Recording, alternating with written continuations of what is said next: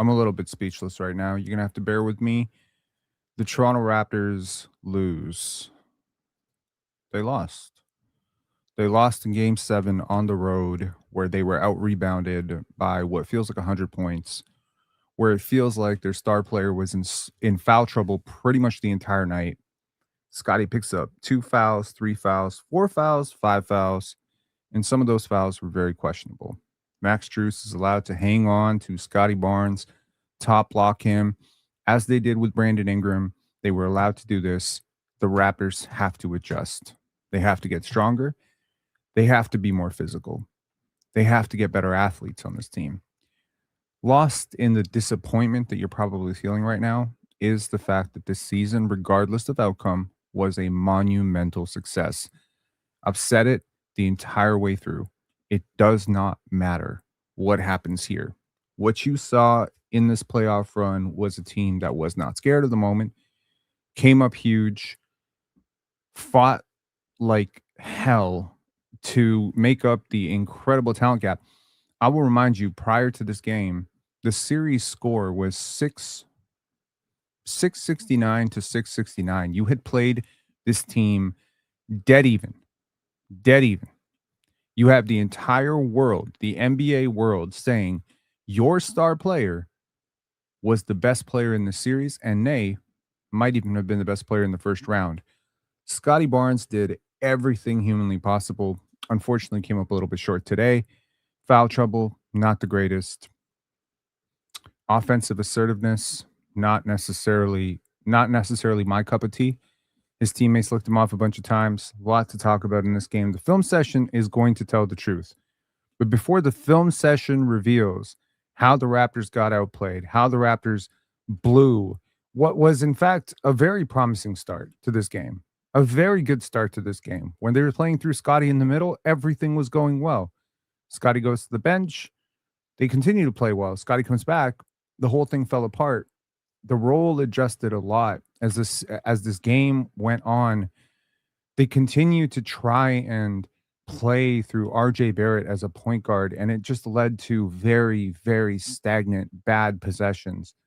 The rebounding is one thing. The offensive process is another. You hold this Cleveland Cavaliers team that walking into this team shoots well at home. They have role players that shoot well at home. They didn't shoot well today. They just outmuscled you. Jared Allen outplayed your big man significantly. Jakob Poeltl came back into the fourth quarter with about 4 minutes to go. He had 1 point. I hope that you will not take this as an insult or hatred, but you're not going to win a game like this with RJ Barrett taking 25 shots. You're just not. Not the type of shots he was taking. Catch and shoot threes, I'll live with it, but that can't be your diet. But RJ competed his butt off defensively. I'll give him that. He competed defensively. But on the glass, I think he got outplayed. A lot of those offensive rebounds are definitely on his head. A lot of the breakdowns defensively are definitely on him. And here you have to ask yourself, do you miss Brandon Ingram now? Because Brandon Ingram allows RJ Barrett and Scotty Barnes to be as open as they are, as often as they are. He provides backline defense. He provides size and length on the perimeter. He provides rebounding. When you replace Brandon Ingram with possibly the smallest player in either series in Jamal Shed, you lose so much of that size advantage that you were winning with earlier. And I just have to say, it's heartbreaking to lose a game like this because you just ran out of weapons. You didn't have another weapon to go to. I would have loved for the Raptors to experiment with Grady Dick at some point, Trace Jackson Davis, Jonathan Mobo. Mobo, not as much, but at least Trace Jackson Davis, when you were getting killed on the glass, could we at least look at that? It's hard to not feel like something got taken away from you because as much as a lot of people want to concede defeat right now, I felt like the Raptors could win this game. They walked in with the best player in the series, and they had the better defense. But they were young, they were inexperienced, and it showed up huge. This game was won in about 5 to 8 minute stretch. At the end of the first, the end of the second, beginning of the third, And then there was a point in the fourth quarter where the Raptors felt like they were clawing in. They were about to make it really close, and the turnovers just did them in. It was a lot of self-implosion. It was a lot of immaturity. Immaturity, including, by the way, by Scottie Barnes. I think he's going to look back at this game and say, I can't pick up that third foul. I definitely can't pick up that fourth one. And man, that fifth one, absolutely not. The Cavaliers were the more experienced team. They were at home. They were the better team. They won this series. But you have nothing to feel ashamed about if you're a Raptor fan right now. You walked into a series where nobody gave you a chance. Nobody picked this to go 7. Nobody picked you to make the playoffs. And you made it to the playoffs, forced the game 7 on the road. And for about a quarter and a half, really, you played them dead even until the halftime, 49-49 at half. You were right there. In the third quarter, Donovan Mitchell takes over. Jarrett Allen takes over. The better team won. 114-102. Let's look at the box score real quick, and then we're going to swing over to that film session, and it's going to be bad.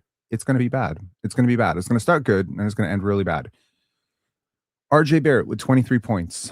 At one point, he was 4 for 20 or 6 for 20. He finishes the game 9 for 25. 1 for 6 from 3, 4 for 5 from the free throw line. He was playing with a lot of force. He played very well defensively. I don't know how else to say it to you. You haven't heard me say RJ has played really well defensively a lot throughout the year, so please take this as me just acknowledging the dude walled up. He chested up. He was active in the gaps. He did his best. He tried. I'm going to say that. He tried. He tried very hard. Unfortunately, he's just not that good. I don't know what else to tell you. He's not that good. He's not that guy. He's not that guy who you say, oh, well, we got RJ Barrett or we got Donovan Mitchell. Like, this is silliness, okay? And frankly, there's the gap in this entire series right now. Having a secondary creator who can actually hit a pull-up jump shot would have been lethal in this series in terms of just opening up some space, in terms of punishing some of their weak defense. They sag off of him as a shooter. They play off of him as a driver. They force him left. He's forced into these very awkward, congested finishes with the Raptors' cramped spacing. Yeah, maybe if RJ Barrett had a Trey Murphy on the corner instead of a Scottie Barnes, his pathway would be open, but that team's not winning shit either. So really, the Raptors have some questions that they have to explore about RJ Barrett at this point. Scotty Barnes, mixed game, man. The stat line looks great. 24 points on just 8 for 14, 9 rebounds, 6 assists, 3 turnovers, 1 block, no steals. Here's a fun fact. Scotty Barnes sat for 11 minutes in this game. You got outscored by 12 points in those 11 minutes. You lost the game in those 11 minutes because with Scotty on the court, you played this team dead even. That's something you can hang your hat on a little bit. You were actually, weirdly enough, better with Jakob Poeltl, defensively at least, in this game. He was a +9, which is hard to imagine. Sandro Mamukelashvili, no player on this team, cost himself more money this offseason than Sandro Mamukelashvili. You can consider that a bit of a blessing because coming into this series, I was talking $8 million to $10 million a year for Sandro Mamukelashvili. How are we going to be able to afford him? And he comes up very, very bad in this series. In my opinion, he did not have a single game in this series that would be like, wow, that's a guy who was being talked about as 6th man of the year. No, he got fewer minutes in this game than AJ Lawson, Jamison Battle, and Collin Murray-Boyles. He was your 9th man, not your 6th man in this game. He made some shots, but defensively it was tough. He is the one who had his hands down on that transition pull-up 3 from Donovan Mitchell. And Darko just really, really slanted himself defensively in this series. And to his credit, I think he made a lot of really, really intelligent moves. But in this game, I think Darko got badly outcoached. I definitely think he got badly outcoached. In your bench, it got badly outscored. You needed more than 3 points from Jamison Battle. With how defensively compromised he is, with how little he provides in terms of, playmaking, dribble drive creation, etc., you're giving up a lot. So you need to get him more than 3 shots in his 14 minutes. You need to let him be a sniper, especially when you're having RJ Barrett take 6 threes, Jamal Shed take 8 threes. I mean, this is right into the Cavaliers' hands. This is ridiculous. But you have Jamison Battle come off the bench and you can't get him more than 3 threes. You can't, with all the screeners you have, all the talent you have, all the off-ball genius you have, you can't get Jameson Battle more than 3 threes? Insane. And he created a couple of those threes for himself. He got 2 threes. My bad. 2 threes. 2 threes attempted in 14 minutes. You can't win those Jameson Battle minutes if he's only going to attempt 2 threes. Collin Murray-Boyles, hell of a series, man. Hell of a series. Team worst, -19. I don't hold it against him. Honestly, he exceeded my expectations probably more than anybody. I expected Scotty to be a massive playoff riser. I expected RJ Barrett to score buckets on buckets because he's so physical. But to have this dude right here, I'll reference a stat from Raptors Republic. I was listening to the Ball Don't Lie podcast with Samson and Lewis just this morning as I was trying to get to sleep. I went to sleep at 6 a.m. this morning. And he said that RJ Barrett, Scotty Barnes, and Collin Murray-Boyles in this series had like a +10 net rating as the 3 players on the court in like 91 minutes. That didn't hold true today, but coming into this game, those were like Shaq, Kobe, and like Rick Fox numbers. That's amazing stuff. Now, obviously, like they're not Shaq, Kobe, and Rick Fox. Like, let's just be real about it. And Scotty makes all of that go. But man, like Collin Murray-Boyles out physicaled grown men, outplayed in many parts of this series, outplayed Evan Mobley, outplayed Jared Allen, played out of position, even hit a grenade pull-up jump shot today. Awesome. Awesome. And I for one think he has changed the trajectory of how I feel about the Raptors going forward. He really can be that second star. He really can be. In a couple of years, this guy could be in all-star talks. I love Collin Murray-Boyles. I think what he brings you defensively is already there. It's obviously there. If he never gets better defensively, he'll be one of the best defenders in Raptors history. I suspect he's going to get better defensively. He's a smart player. Smart people get better after their rookie season as a defender. Scotty got better. OG got better. And if this guy gets better, you're talking about an all-league defender. So you're talking about 2 all-league defenders as your core foundation going forward, positional, switch 1 through 5. And what the cool thing about Collin Murray-Boyles is I think the on-ball creation is going to get better and better with him. Maybe in a couple of years, this is a guy who can be like actually wing adjacent for you. And so now you'll have this cheat sheet of 2 players that can literally play 1 through 5 on both ends. You have 2 of those. I don't think there's another team with 1. You have 2. Like maybe there's another team with like, no, there isn't. You have the only 2 players in the entire league that can do this. And I'm not saying Collin Murray-Boyles can play point guard and shooting guard right now, but maybe his skill set will develop so that maybe he can. Maybe one day you'll see CMB bringing the ball up the court just like RJ Barrett did today. And in those situations, I will pray that he makes better decisions than RJ Barrett did. Yeah, Jakob Poeltl stat had it a little bit late, but it was useful. The Raptors were on the verge of being blown out by 22 to 24 points until Jakob Poeltl came in and took that +1 to a +9. Shout outs to him. I thought Jamal Shead played like a dog. The rim finishing was very, very inefficient. The floater range stuff was completely non-existent tonight. Apart from like open layups, pretty much. Like he really struggled with his touch. This is a dude who is gassed. He's giving you everything defensively. He's one of the biggest reasons why your defense is anywhere close to as good as it is right now. And for him, I just think this is a guy who ran out of steam. In game 7, unfortunately, Jamal Shead just ran out of steam. The threes that were going in game 1, 5 out of 6, were very inconsistent. Jamal Shead's entire career is going to depend on whether or not he can consistently knock down threes. Davion Mitchell figured it out. Maybe Jamal Shead can figure it out too. So, Jamal doesn't necessarily have the same priors that Davion did at Baylor, but I'm going to be honest. Like, I trust Jamal Shead to get better at this. Jacoby had a really up and down game, right? A lot of really great moments, a lot of really tough moments too. It wasn't sunshine and roses. It certainly wasn't 24 points like it was last time.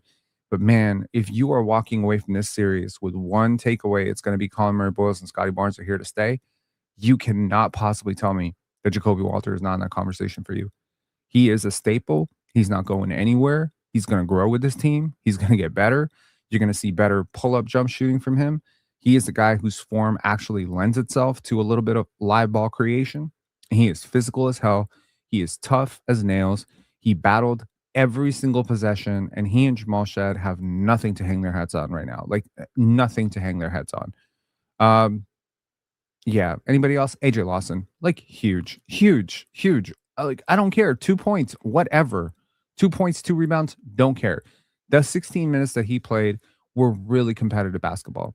He he has a fan in me for life, based on this. Like I have no idea if he's going to stick around with the team. Maybe it'll be a summer league decision. But man, if this is your 13th or 14th guy, I love it. I love it. First of all, he's Canadian. That's a huge boost for him.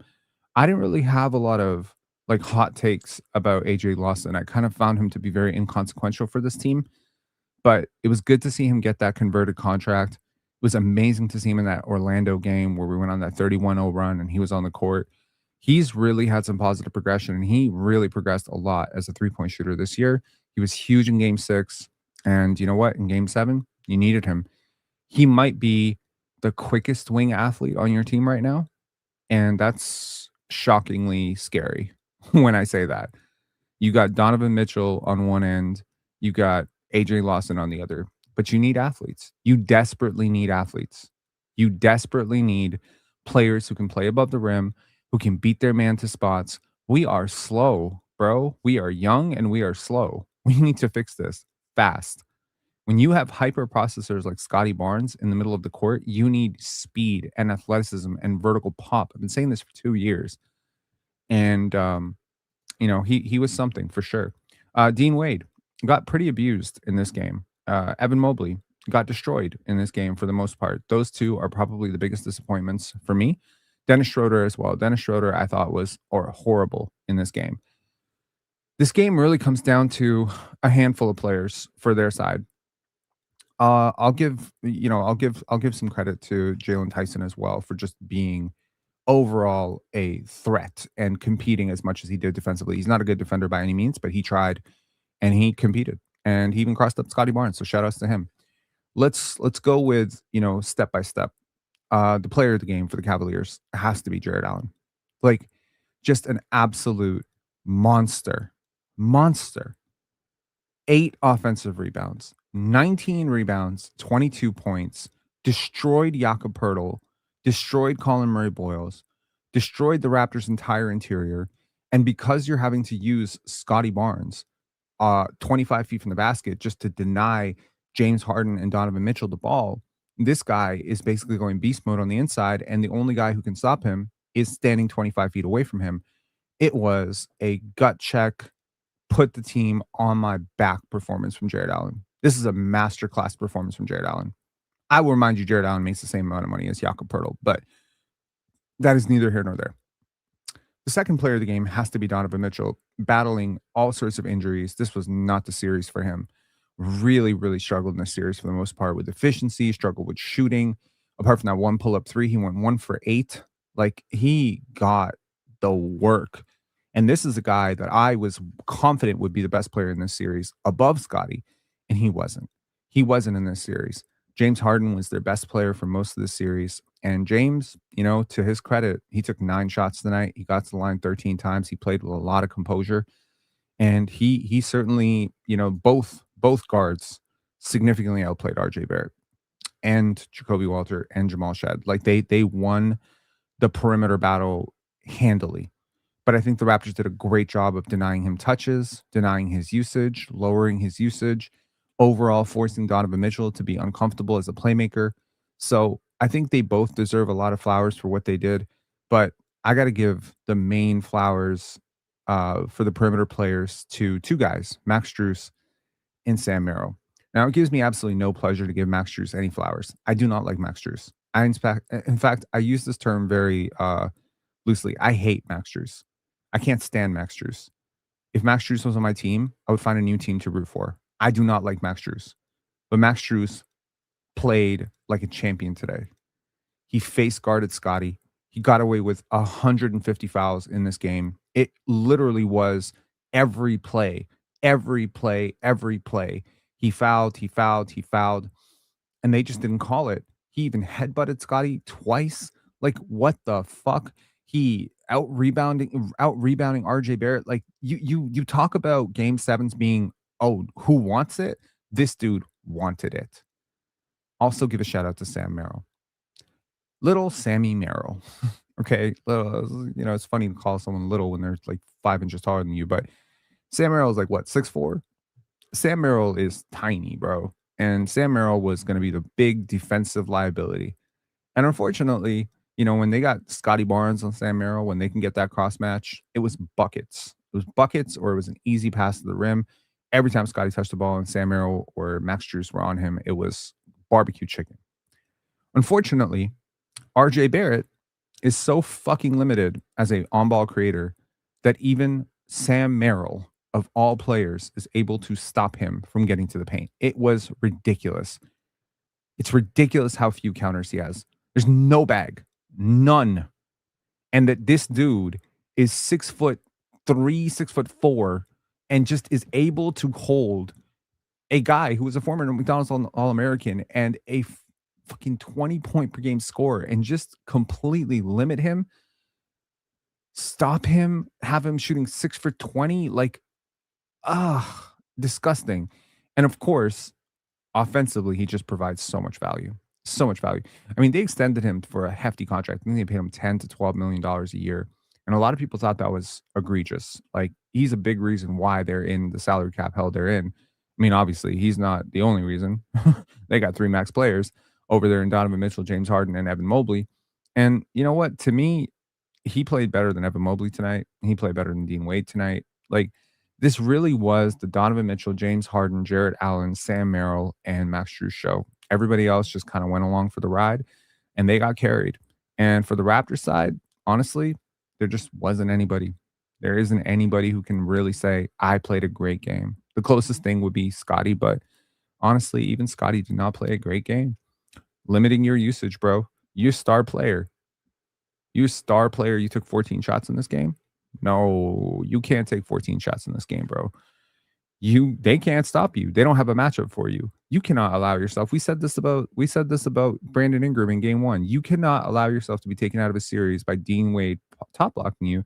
So if you're Scotty Barnes, you can't just be allowing Max Strus fake a foul, fall over, flop, do something. If Scotty is going to look at this game tape again, he's going to see 100 places where he could have asked for a seal, an early touch. He could have gotten the ball off the rim. He could have, he could have flopped a little bit, exaggerated the contract, gotten contact, gotten to the line a little bit. Like, there's gamesmanship within games. You cannot allow yourself to get taken out of a series or taken out of a game 7 by Max Strus playing physical with you. You just can't. And this is where Scotty's going to have to grow. Scotty's going to have to get stronger. He doesn't have to get heavier. He definitely doesn't have to get heavier, but he must get stronger. He must get stronger fighting through contact. He must get stronger mentally to not allow the antics of a guy like Max Strus. Because look, man, when Max Strus drew that third foul on him, do you remember that celebration? He got on the ground and he was celebrating. They knew who your best player was, and they knew it wasn't close. They knew if they could limit Scotty's touches, that they could win this game. They knew that if Scotty Barnes touches the ball, it's going right into the paint. Either he's going to the paint, he's getting a pull-up jump shot, he's finding an open shooter, or he's finding CMB or Jakob Poeltl for an easy 2. So they're like, okay, bet. We're going to deny you the ball all game. We're not even going to let you catch it on the inbound. And what do the Raptors do? Oh, okay. We'll just initiate with RJ Barrett, as if these two players are interchangeable. Completely ridiculous. Completely fucking ridiculous. Okay, let's take a look at this game tape, and then we will take some calls, if there are some calls. And then we will do some season summaries. Okay, here. I like this initial touch. This is the first possession of the game for the Raptors. Here, Scotty one-on-one against James Harden. They don't send help. Now, this is a mistake. Why would you not send help? You've got Evan Mobley standing at the nail. He's standing at the elbow like a crazy person. Your man is Jamal Shed. You want Scotty to pink this pass to Jamal Shed. Why would you not double? I would blitz him right here. But Scotty is able to get away, and he gets this fadeaway shot. Personally, would have liked to see him go towards the basket on that one, but it's cool, man. It looks cool. It looks cool, so it is cool. Here, Scotty attacking early in transition. Great pass from Jacoby Walter. And one finish, Scotty Barnes. And one. Here, I like this. This was very LeBron-esque. Just probing. You see the size differential between Scotty and James Harden? It's quite ridiculous. When you think about how big James Harden is, like he's a good 6'6", 6'5", 6'6", you know? And Scottie is just able to walk him down, very comfortable on that handle, by the way. I don't want to hear nothing about Scottie's handle after this series. Fuck y'all with this weak handle bullshit. And here, wonderful pass to Jacoby Walter, gets him off to the right start, and then he also got a pass to Jamal Shed in the corner, and that was great too. Here, RJ Barrett just bully all the way to the basket. Tough finish and makes it. Now, if you want to see why I don't think RJ Barrett is a star, and I'm just gonna like don't accuse me of hating. This is just me being very objective. Look at how difficult this shot is. This is Donovan Mitchell. Now here, because of how much he's overplaying you, this is a quick step back pull up for most players, right? But this is what RJ Barrett comes up with. A wild finish at the basket. And if you're going to sit there like an NBA like a delinquent, really, like a basketball delinquent and tell me, but he made it, dude. This is the type of shot that you definitely want at the end of a clock. But not because you spent the entire clock looking for this shot. RJ dribbled the air out of the basketball tonight.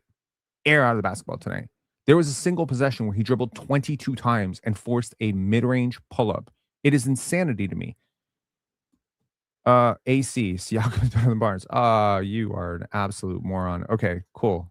You can live with that take. He is absolutely not.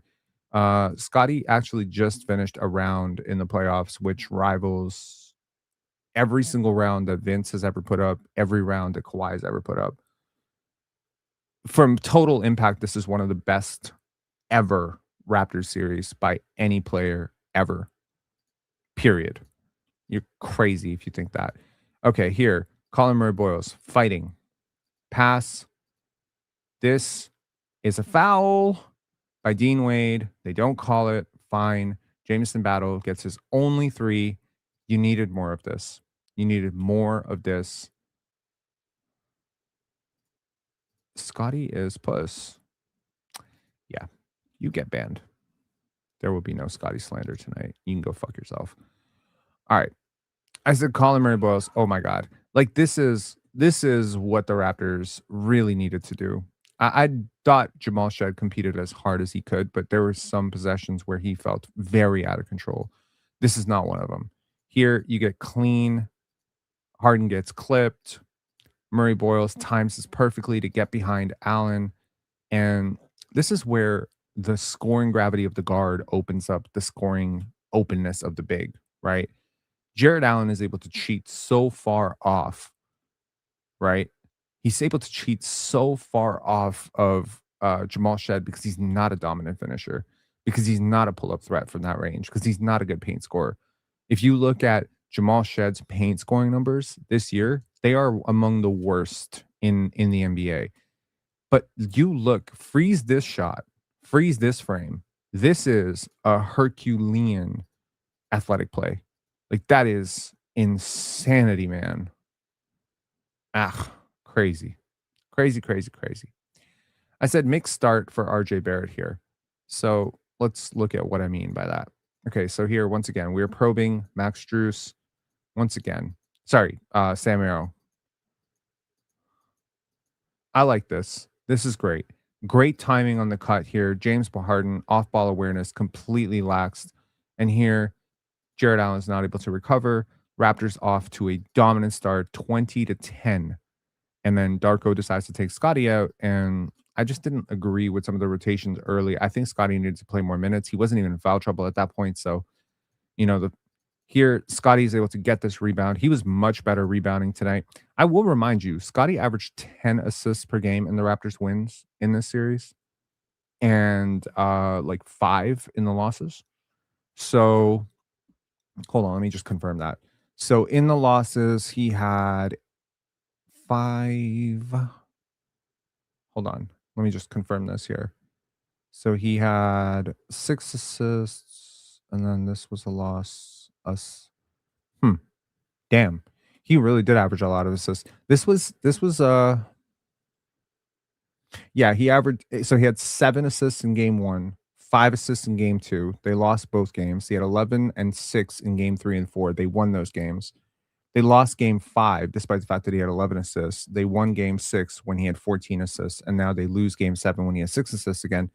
To me, it's very clear. He needs the basketball in his hands. You need to get him the basketball. You need to let him initiate touches in the middle of the floor. Here, Scotty is going to initiate, and I do like these Scotty initiated possessions a lot more than the alternative. And here, perfect timing here. Tough shot, but this is about as efficient a shot you're going to get in transition with the talent that's currently on the floor. Here, I said RJ Barrett, he gets trapped. Okay, so he's dribbling. He picks up his dribble. He has 5 seconds to go on the clock. He has no plan. Now, what do you do? Well, you throw a grenade to Collin Murray-Boyles and pray that Collin Murray-Boyles knows that there's enough time on the clock for him to take one dribble and just fade away, pull up jump shot, touches every part of the rim, goes in. Just absolutely crazy. Just an absolutely crazy shot to try and like the Raptors shot quality tonight was just bad. Like this is not the case in game 1, 2, 3, 4, 5, 6. Like they had good shot quality. Ugh. Yeah. Here, Scotty Barnes, boom, behind the back. Oh my God. Like, give your head a shake. Give your head a shake, man. Give your head a shake. Shake it up. Shake your head. Give it a shake. If that's what you think, give your head a shake, man. And then give yourself a CAT scan. Okay. I have to say, this is one of the most athletic plays I have ever seen from Jamal Shead. And you know that he has this. Look at this dude skying above the like that's just pure will. Pure will. And this is where you really, as much as you want to criticize some of Jamal Shead's decisions today, some of RJ Barrett's, decisions today, man, both these guys just really they have limitations for sure. There are significant limitations for both, but they tried so hard. So hard. Like, and it's plays like this that show you just how insanely hard these guys were playing. Now, speaking of that possession where RJ took 22 dribbles, and here you have Max. Is that Max Juice? Yeah, it is.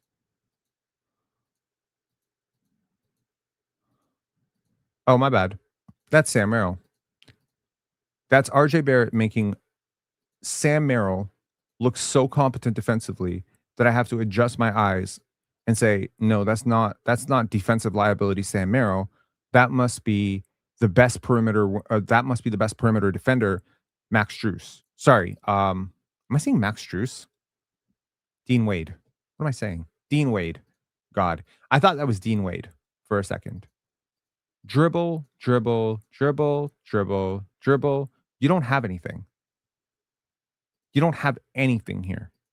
You're not a threat to pull up. They're playing you off. They're denying you your strong hand. They're pushing you towards your weak hand. And this is what you get after dribbling the air out of the basketball for 21 seconds. My God. Like people were complaining about that one possession where, what was it, Donovan Mitchell in the last game, and he dribbled 24 times, and they're like, oh my God, this is an all-time record.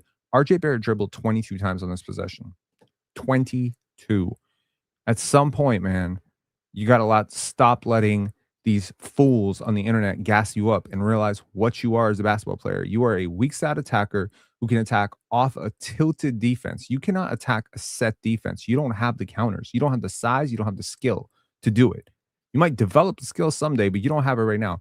Shout out to Jacoby Walter, my dog, getting this steal on Jared Allen. Although Jared Allen would literally get this favor back in the next half against Collin Murray-Boyles with an identical play. But here, Scotty gets the easiest 2 baskets.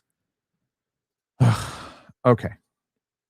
Now, once again, not to pick on RJ here, but this is one of those situations where you just have to learn to trust your teammates.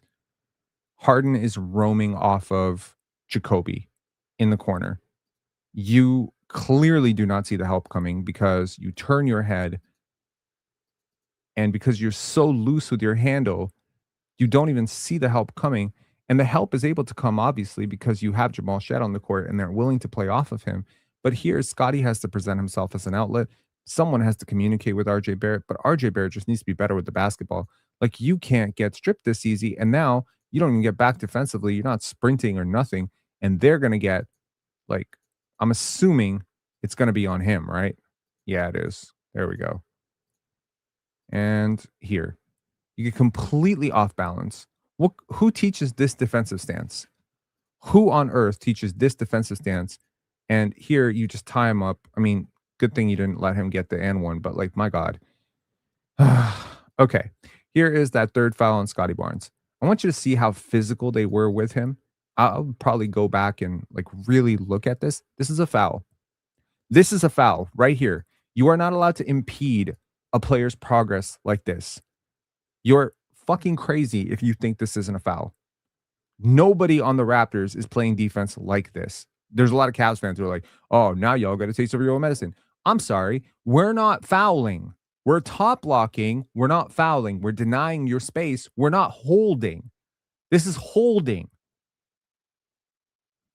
It's ridiculous. And they allowed him to do this for 7 straight possessions. And Scottie is trying to fight through it. He brushes off here. He's trying to set a screen. There's another push there. There's another push there. And now Scottie pushes back. He's like, fuck you. And there goes the foul. There's the third foul. Are you kidding me right now? So he can push all he wants.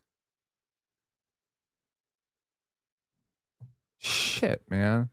And there goes the game. The game was never the same after that. Scottie had to temper down his defensive aggression to avoid picking up his fourth foul. Suddenly, you're not as active defensively in the gaps. You're not as physical. And he's just way less assertive off ball, denying Donovan Mitchell and James Harden looks. Here, you're able to force a miss by divine miracle. Here, you get this ball up to Scotty Barnes. He's going to take the bump from Evan Mobley. And here, we're making great play to Collin Murray-Boyles. He needs to go up. Stop pump faking, just go up. And here, Donovan Mitchell is going to take a swipe at his neck. It was one of 3 flagrant fouls that were called on the Cavaliers tonight. 2 on Jared Allen, 1 on him. So really tough. Here, is this a positive RJ play? Can we finally have a positive? Yeah, we got a positive RJ play. Draws the 4th foul on Evan Mobley, who was absolutely paper soft today. Good job. Okay, let's look at these back-to-back turnovers for the Toronto Raptors. This is bad. Okay, so here, Jalen Tyson is going to miss this shot. And here, somehow, CMB gets the ball, passes to RJ Barrett. RJ Barrett, of course, is projecting this pass, missing the obvious pass to the rolling Collin Murray-Boyles right here. Are you...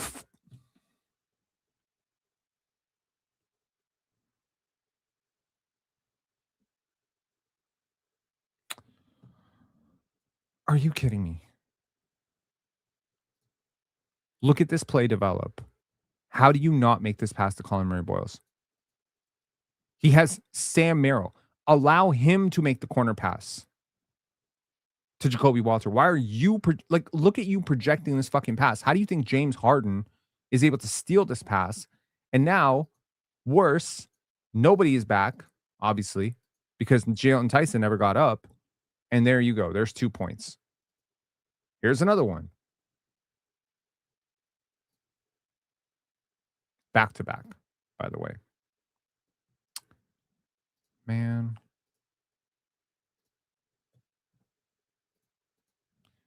This time, we get RJ giving it to Collin Murray-Boyles. Collin Murray-Boyles mishandles it, not paying attention.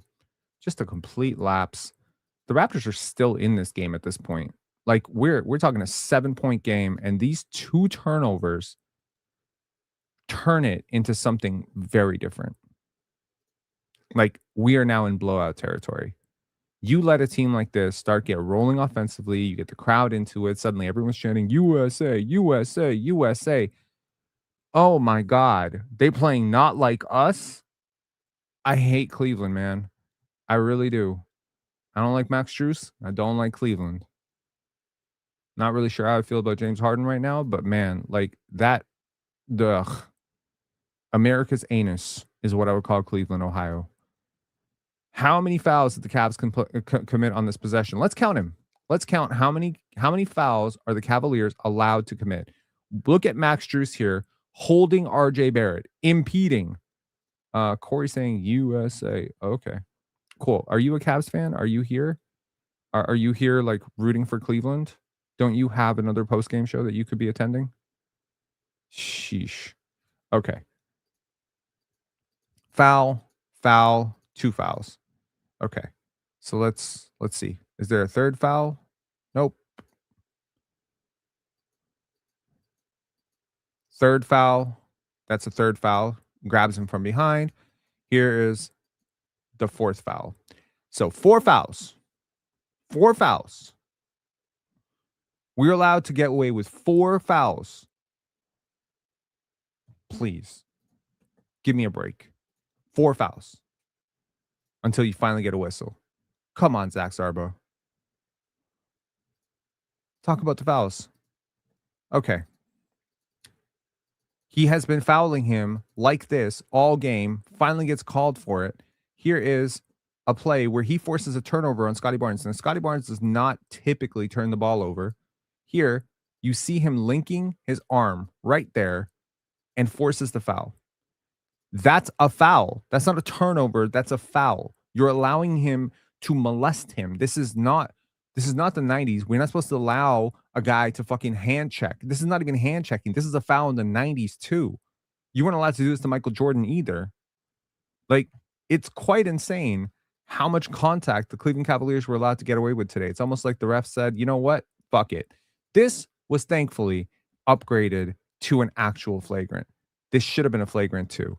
You have a guy who just walked up to a guy unprompted and headbutted him in the chin. That is a dangerous play. Let me just say this very clearly because people were really stressed out that I called Jaden McDaniels a bitch. Max Strus is a bitch. I would say this to his face. He is an absolute bitch. Okay? Now, I respect the competitor, just like with Dylan Brooks and, Draymond Green. Shout outs to you, man. Get your money, get your bag, whatever. But this is a real bitch move right here. Scotty's not a dirty player. This is not Joel Embiid. This is not Dylan Brooks. This is not Draymond Green. This is not a guy who's doing antics on the court, trying to trip guys and shit like this. No. So you don't get to fucking just go up to the guy and unprompted, you don't even have the fucking ball and you just headbutting him. Nah, man. Shit. It's not cool. It's not cool. I don't like it. It's a great shot here by Scotty. Once again, Sam Merrill just shaking his head like, I don't know what to do here. Okay. Here we go the other way. Jalen Tyson wins. Here's the screen navigation. And Jakob Poeltl is very, very much in drop. Here, everybody just loses him. Somehow, he's going to miss this shot because Scotty contests it late. And Jakob Poeltl doesn't even put a body on Jared Allen. He's just waiting for the ball to fall in his hands. This is sad, bro. Jakob Poeltl's relationship with physicality is like an absentee father who hasn't paid child support in like 15 years. He's got relationship problems with physicality. He is a paper soft big. You need to fix this. You need to bring in a center who actually gives a fuck about physicality. You need to bring a center in who actually invites physicality, not a center who is playing like a 50-year-old man out there. It's not cool. Now, just in case y'all want to say, like, did you know the referees were going to be a problem? Yes, I knew the referees were going to be a fucking problem.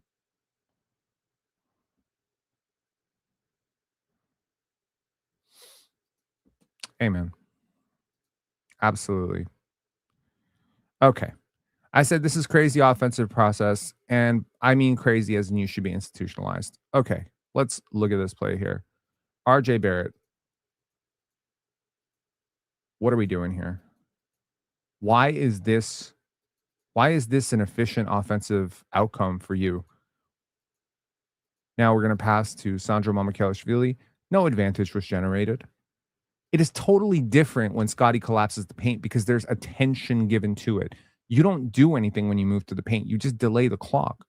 This is just bad offense. And now you're forcing a player who's even worse than you to create against a completely set defense that you haven't done anything to shift at all. Meanwhile, Scotty Barnes is sitting there like, do you want to get involved, Scotty? You want to demand the ball? You want to do something? Like, I feel bad for Scotty too because he has such a load defensively, but you can't go this many possessions without Scotty touching the ball.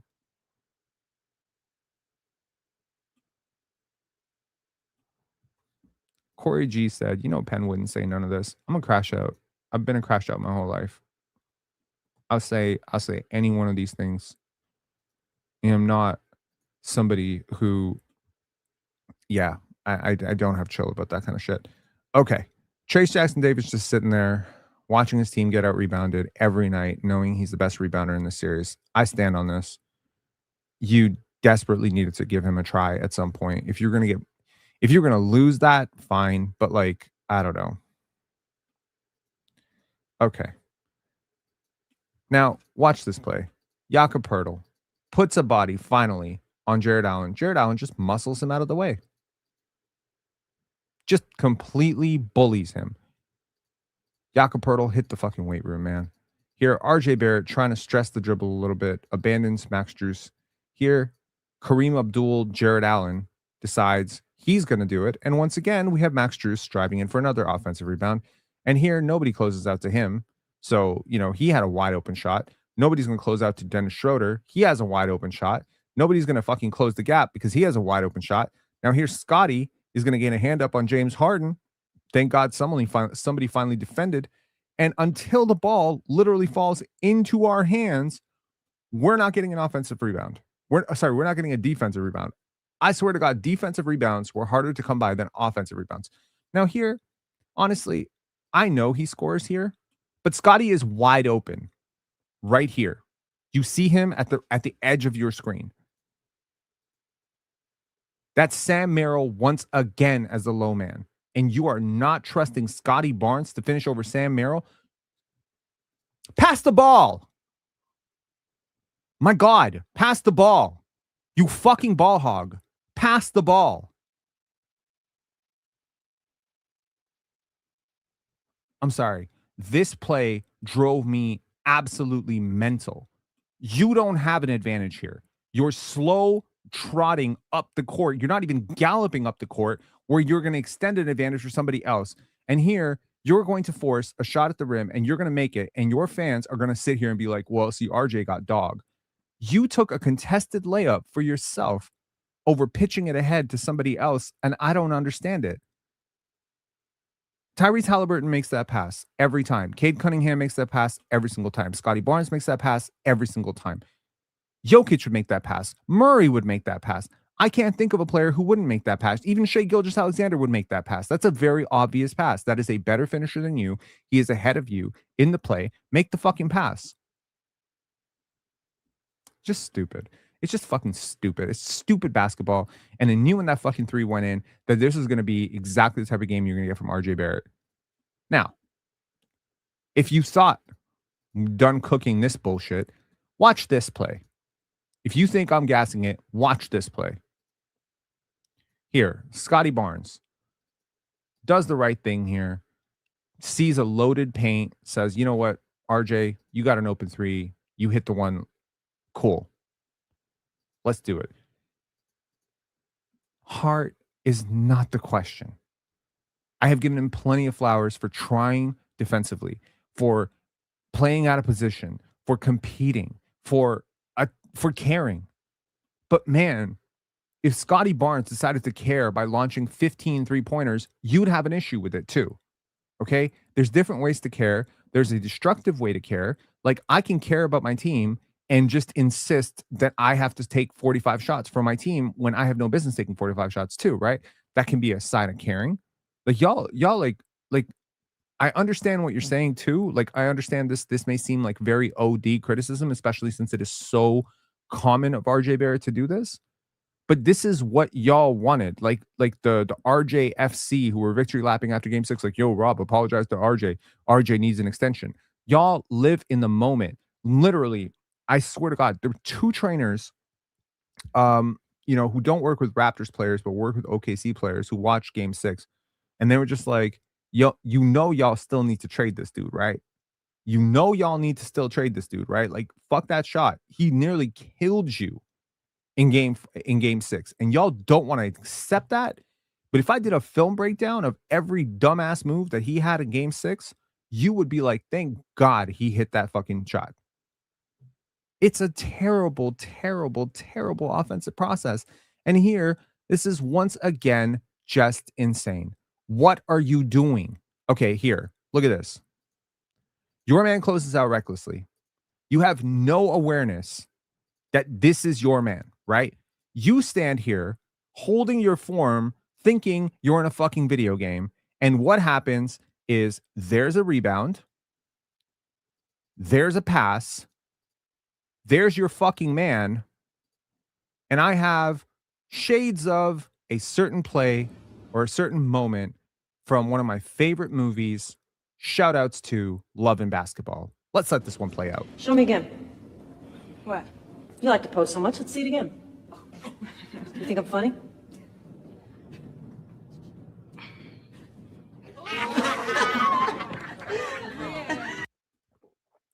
Shout out to Love and Basketball, man. That's a rookie mistake. That's terrible. Okay. Jared Allen. What is this? Like, you're up like 15 points. You're extending on the follow through. You're knocking a 20-year-old down. Like, I just don't appreciate it. And you know what? I'll give the salute to RJ Barrett. Every single time one of his teammates got knocked down, disrespected, he was always the one to step up, erasing any notion that Canadians are soft. RJ Barrett, definitely not soft. If anything I can say is RJ Barrett is one of the toughest basketball players on this team. I wish sometimes that toughness led to better decisions. That's what I'll say. So, cool. That sucks. This game was not very close, unfortunately. I would love to tell you that, I had any faith in this team going into the third quarter, but when they gave up that run to end the second quarter, I was like, uh-oh, here comes the blitz. And when they came out of the third quarter, they looked like they were sleepwalking. This is a team that had a chance. There's a bittersweetness to this, okay? So, you know what? The Raptors players, the Raptors fans are going to have to sit with this one for a minute, okay? You don't just get to brush this over because you don't want to deal with the uncomfortable truth that you blew a game 7 on the road. You did blow this game. You didn't compete as hard as you should have. You didn't play as well as you should have. You didn't execute as well as you should have, and that's okay. See, 2 things can be true. We don't have to sit here and kumbaya ourselves into lying about what just happened. You got obliterated. You got embarrassed. You lost the game 7. However, you can also have the moment later where you say to yourself, that was pretty great, wasn't it? 2 things can be true.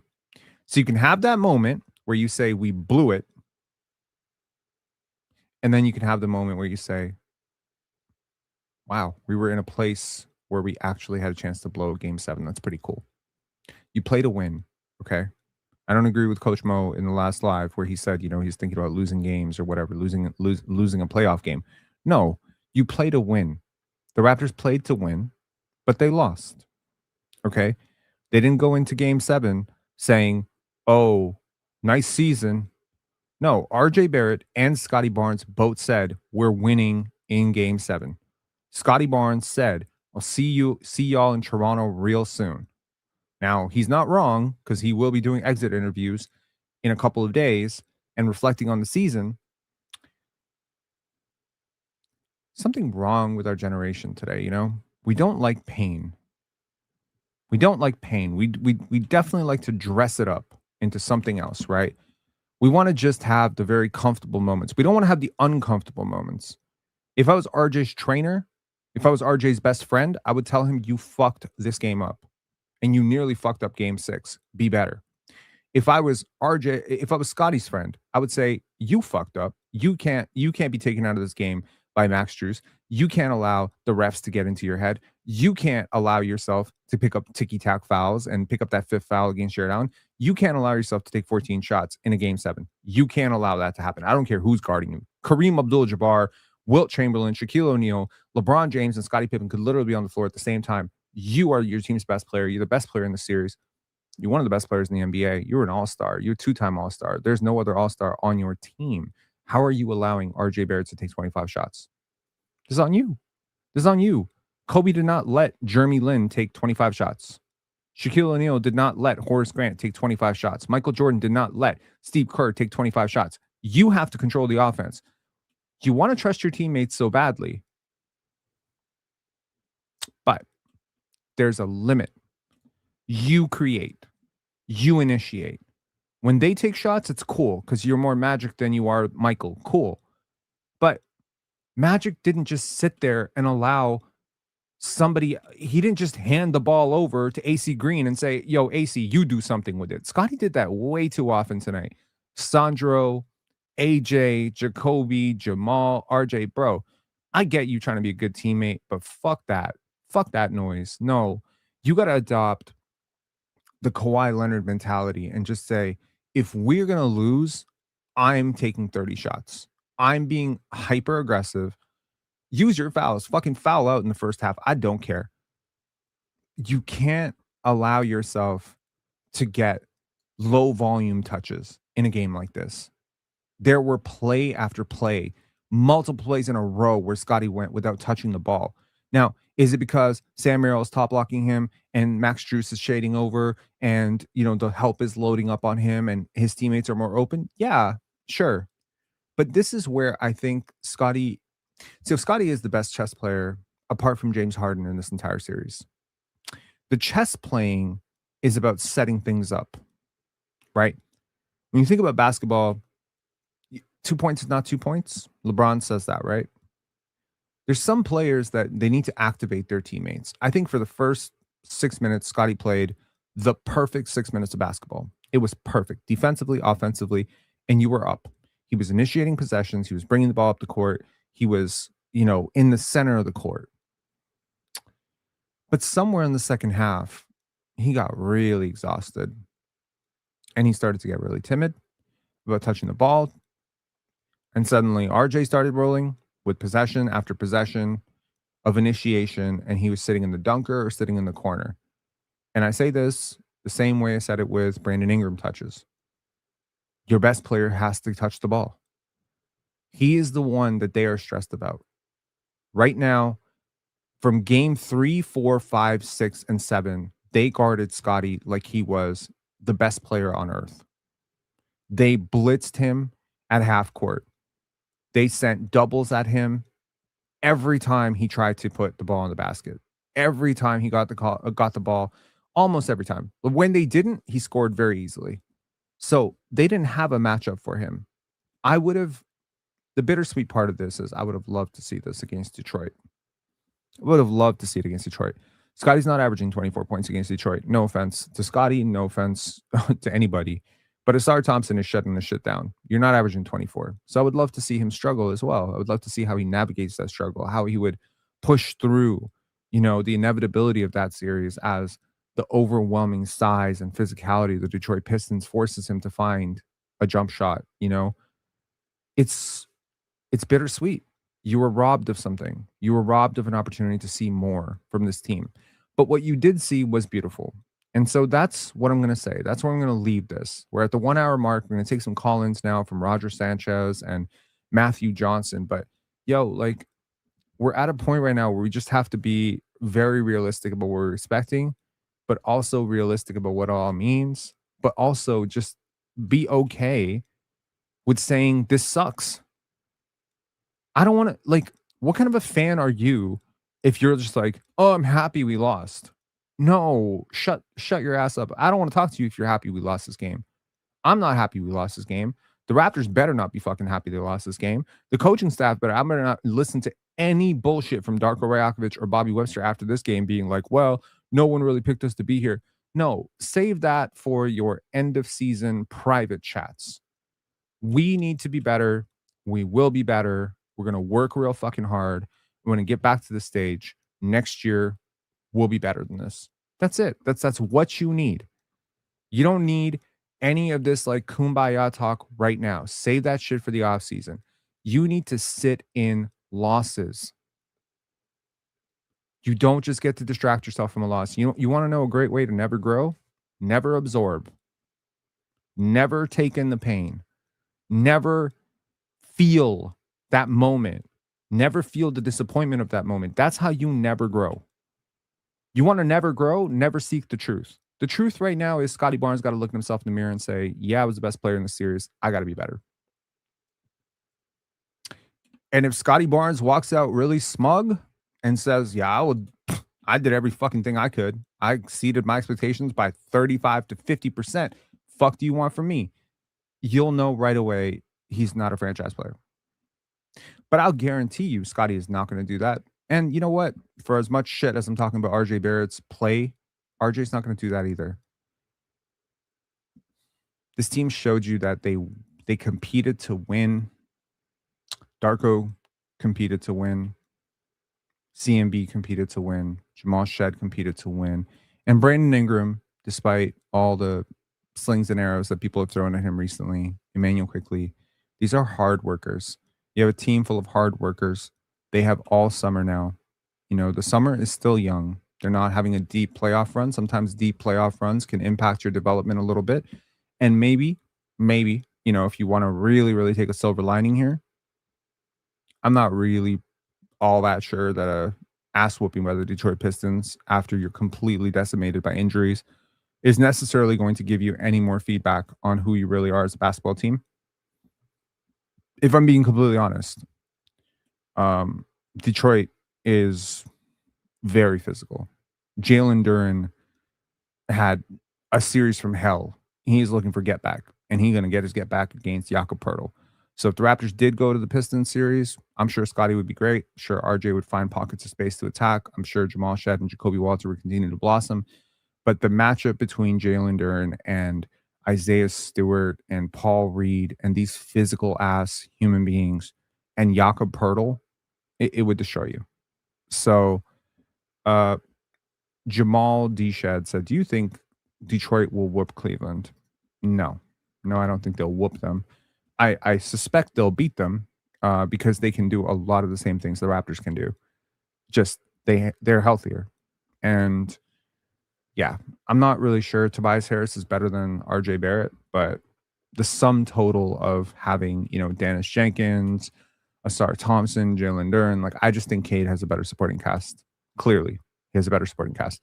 And right now, Cade is probably just the more polished on-ball creator than Scotty. Like he wasn't the better player than Scotty, given all his turnovers and efficiency issues and all that stuff. But man, like Scotty wraps up probably one of the most impressive playoff series for any player in Raptors history. I was listening to Lewis and Sampson talk about it, and they were saying, apart from Carter and like one series from Kawhi, like there's really nothing that you could really say like, oh, somebody has clearly had a better series than Scottie Barnes. So, you know, Chris Bosh never did it. Pascal Siakam never did it. So you're walking into this season with the biggest question answered. When I listen to Raptor fans, sometimes Raptor fans will come up to me on the subway. Sometimes they'll come up to me at a restaurant when I'm with my girl. Sometimes they'll come up to me at Penn Dance. Sometimes they'll just come up to me randomly out of Tim Hortons. And they'll be like, are you PENSARE Basketball? What do you think of the Raptors? You really think building around this Scottie Barnes guy? You really think, you know, we could win with this guy? You really think we could win with this man's? Well, hopefully you know the answer now. Isn't that the whole reason for all the lack of, you know, investment from the fans in this team? That they don't have a real number one. They don't really have a clear future. Well, now you see the clear future and you see the clear number one, and you see, you know, a guy who outplayed Donovan Mitchell, Evan Mobley, Brandon Ingram, RJ Barrett, James Harden in a playoff series. You see that. You see a guy who was the best player apart from Shai Gilgeous-Alexander and maybe Victor Wembanyama in the first round. He was physically imposing. He was composed. He was imposing and he was composed. He was a great leader for the most part. And yeah, you fall short in game 7. You don't have enough weapons. You go with it. Okay, let's bring on Roger Sanchez Hall, then Matthew Johnson, then Beth 4K. What's up? Hey, what's up, man? What's good? So obviously I watched the game. I didn't really watch most of that series, but game 7 I did partially watch, and I do agree with your points and what you said. Like I think some of the things like what you said about RJ, like, were correct. Like if I was even his trainer, like I'm getting that footage of everything that he could have done right to fix that, like when he's training. Like those easy passes he could have made off, double teams, off fast breaks. Like I think he could have had that and just made the right play. But I think he got, I would say in my opinion, a little bit too cocky. Like, sure, there was a lot of shots he missed. Mhm. But I do feel like if I'm RJ, I'm his trainer, like I'm asking the Raptors like to get the footage from game 7.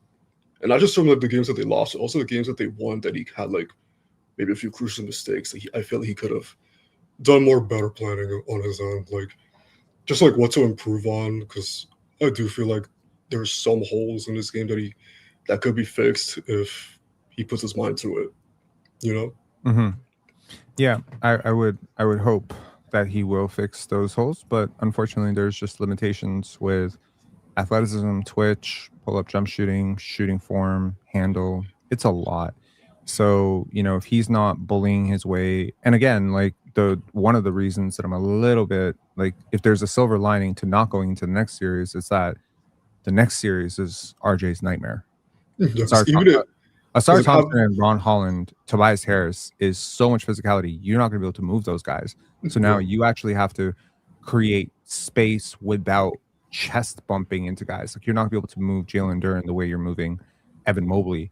So much of RJ's advantages are created off of bumps, and you're just not going to be able to move those guys the same way because you don't get clean separation even after the bump. Like you're still off balance after the bump. So to me, like so much of basketball just comes down to process. When I'm watching a player, play basketball, I don't really care if they make or miss shots. I care about the shooting form. I care how open they are. I care about how they scan the floor. I care about how they generate space. Because if you generate clean space, either through your athleticism, through your intelligence, through your off-ball cuts, whatever, to me, we can work with that. But if all of your shots are always off balance and you're always contested and somehow you're making them, like I'm not rating that at all. That's just a diet of tough shots. And at some point it's going to kill us. So, some guys are better at making tough shots than others, but in general, you don't want to run your offense through a guy who just lives on tough shots. That's really bad. Exactly. And the Raptors, they have a couple of guys who like to take a lot of tough shots. Oh yeah, for sure. Because I feel like even if they did win that series against Cleveland, they for sure would have struggled against Detroit, because I don't really see Jakob actually trying to go easy on the paint, because I do feel like he plays a little too traditional for his role. Like, he's 7'1", and I feel like he doesn't use his size to his advantage at times at the paint, and it showed. Like, he got completely punked by Jared Allen. At times, the matchups was not in his favor against his team. Like absolutely not. Like, he got completely eviscerated by Jared Allen and even by Mobley, even though he sort of like struggled a bit, but I feel like he could have done much better if he had been more aggressive in the paint, but it just didn't happen.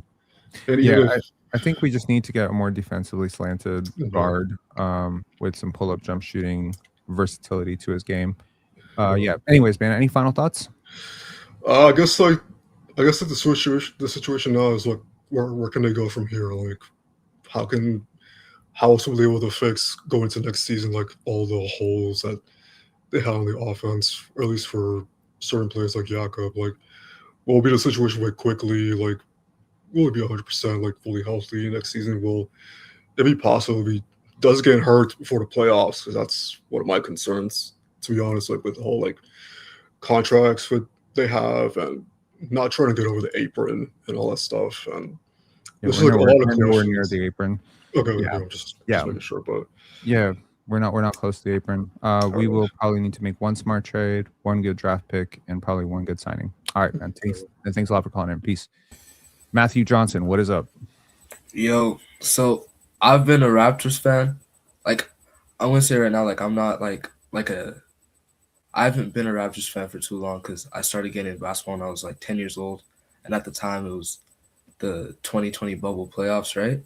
Mm-hmm. And truly, I have not felt a loss that hurt as bad as the one that we had tonight. And I know that I know that we have like Really? a very yeah, like honestly, when I was like in the 76ers playoffs, like I was like my ball knowledge wasn't that advanced. I didn't really care that much. But now like I've been watching every single game this season. I've been super invested in this team, like, and I really thought that we could win this game. But RJ Barrett down the stretch, like anytime, like after Scotty Barnes got into foul trouble and RJ Barrett has from the point guard, there's so many times where I would just see him dribble, post up. There'd be a wide open shooter and he just doesn't kick it to them. He just throws something up. And like even game 6 after he made that buzzer beater, like I watched a lot of like American media about that afterwards, and everybody was crediting how good that shot was, but nobody paid attention to the fact that before that he was like 3 for 11 from 3. He was not making his shots very well. And a lot of people ignore the fact that like the great game that Scotty Barnes had as well, that got the Raptors into that position in the first place. And I feel like, I don't know, like I feel like RJ Barrett just needs to get moved. Yeah, it's tough, man. Yeah, I mean, he showed a lot of leadership, a lot of grit. One of my biggest issues with him coming into the series was going to be defense. How do you use him? I think he answered the call defensively, at least. I mean, I think he really found a way. You know, he found a way. That's the best way I can put it. Like, not gifted defensively, but he tried. He tried so hard. He's a huge part of why the Raptors got to a Game 7, in my opinion. Yeah. He's also a huge part of why the Raptors lost Game 7, in my opinion. So it's a little bit of both. And I think Knicks fans would probably tell you that's kind of the RJ experience. But I don't think Knicks fans even would have anticipated that he could be this good for a playoff series. Someone was asking me the other day, they said, is this RJ series better than any DeMar series outside of the Milwaukee series? And I had to say, probably. But the difference was DeMar wasn't being guarded by Sam Merrill. That's a big difference.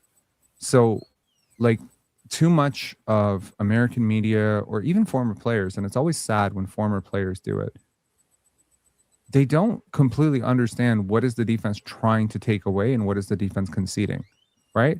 Like, I've played with better players than myself before, and sometimes, you know, I remember there was this hustle my friend and I used to do where he was so unstoppable as a post scorer and I was so unstoppable as a shooter that we would play 2-on-2 and we would just hustle people. We would never lose. I think we lost once out of like 40 times that we tried this, and we would bet people $10, $20, whatever we could hustle out, because we knew we were going to win. We sized everybody up. My friend was 6'3", dominant post scorer, unstoppable, super strong, and I was a knockdown catch and shoot shooter. So what would we do? We would stand in the corner, stand me 20 feet away from the basket, which is around where the 3-point line was from where we were playing, put him in the post, give him the ball, put him on that defender, and it was the simplest basketball you've ever played. The minute they double him, he passes out to me, I hit the shot. We live or die with that. If they don't double me, well, guess what? I mean, if they do guard me, then he just goes one-on-one. But at no point did I ever feel I was better than my friend. I was dependent on him. He was the better player. It was his gravity in the post that opened me up for threes. So there was a game where we played up to 11 and I scored 10 of the 11 points because they kept doubling him and daring me to shoot. That didn't make me the better player. At no point did I ever feel when we got 10 points and we split it, when we got $10 and we split it even, 5-5, I always felt like I was getting more than my fair share. He deserved at least 8 of those dollars every time we won 10. It's the same way I feel about Scotty Barnes. So in this situation, I was Jamison Battle. He was Scotty Barnes. So I don't know. It kind of comes down to that, right? Like when you are Scotty and you're drawing the double team, you're drawing the defensive assignment of Evan Mobley and then eventually Dean Wade. when Brandon Ingram gets knocked out of this series, they're top locking you, and your teammates, someone has to score, right? Someone is going to score off of that gravity. And I just don't see any appreciation from the media for that gravity. Yeah, I agree. And also one last thing, like I feel like Brandon Ingram, from the moment that we got him, I had a feeling, I was like, okay, cool, we got him, but I knew for a fact this guy was not going to be a long-term piece for us. Really? Like, I don't think that like 3 years, even two, I think we're going to trade him before the end of his contract. I think during the regular season his value went up, but like we have, like, this is his third playoff series, I believe. And his first playoff series, he played pretty good, but the past 2 playoff series, he's been atrocious. Even this playoff series, without him on the court, we were a better team. And I truly feel like either this offseason or like next year in the offseason, I feel like he's going to get moved. Yeah. I like him. I like him a lot. And I wouldn't move him personally. But that's just precisely because I believe in the talent. I know the analytics say that he sucked. I know the lineup data said he sucked. But my eyes tell me that he was very important. And my eyes tell me that this series would have been a lot more competitive had he continued to play. I know the lineup data, once again, the lineup nerds and the analytics nerds are going to tell me, no, Ingram was shooting horribly. But I'm watching how they guard him. And how they guard him allows everybody to eat. And that's happened all year. So he needs to get better. Brandon Ingram needs to get stronger. He needs to get better. He needs to, heal up. He needs to take this offseason to work on his three-point shooting. But man, the talent is so clearly there. I mean, this guy was an all-star. You did not trade for an all-star, but you did get one. And he deserves a lot of credit, a lot more credit than this fan base is currently willing to give him. He also needs to learn how to play off of Scotty a lot better. Yeah. But when he figures it out, when these two actually figure out how to play basketball with each other, it's gonna be really scary for the league, because having 2 6'9" guys with long arms who can switch everything, like he surprised me a lot defensively this year, for sure. Anyways, man, thanks a lot for calling in. Appreciate you. Yeah. Cheers. Okay. Death 4K, what is up, man? How's it going, Rob? How's my audio? Your audio is great. No offense to Matthew. He had a lot of a little bit of a thing going in the back. But you have no background noise. That is perfect. Okay, perfect. Yeah, so just a couple of things. Podcasting mic? No, it's just my headset. It's dope. It's a Steel Series, but I think it's pretty good. I've had mixed reviews. It's a gaming one, but sometimes there's some static in it, so I just wanted to make sure you weren't annoyed, because I know. No. You're good. It was good. What's up?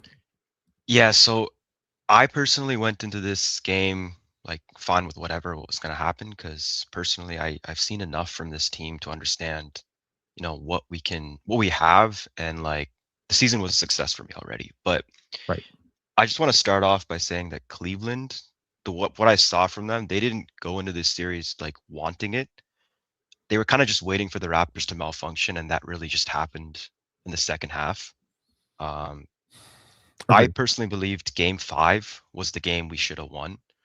And I don't even think they needed Scotty in the second half, because part of it was the officiating, which I know I don't really want to talk about. I don't know how you feel about that, but I know you're supposed to play through it as a player, but some of it was ridiculous, because even in this game, when we had 10-point leads, and we were trying to extend it, we were in the bonus, Scotty Barnes just gets into foul trouble, and all our best defenders Game 5 onwards were always in foul trouble. I think part of it was because we didn't have enough weapons, but I think you tweeted this and I was monitoring it. You were saying that they were running stuff through Shed and RJ just to save Scotty's legs. And I think that was a smart decision, because I know we've seen him go off in the second half, but we've also seen him gassed. So part of it was I think in the third quarter they had no choice at that point, because we were getting blown out. And I personally just at that point I knew they were not going to be able to come back, just based on how the crowd and the officiating was going. And I don't know what more Scotty could have done, because personally, when he was being guarded by Merrill, when he actually got the ball, right? Because it was very hard for him to get the ball, because they were ball denying him.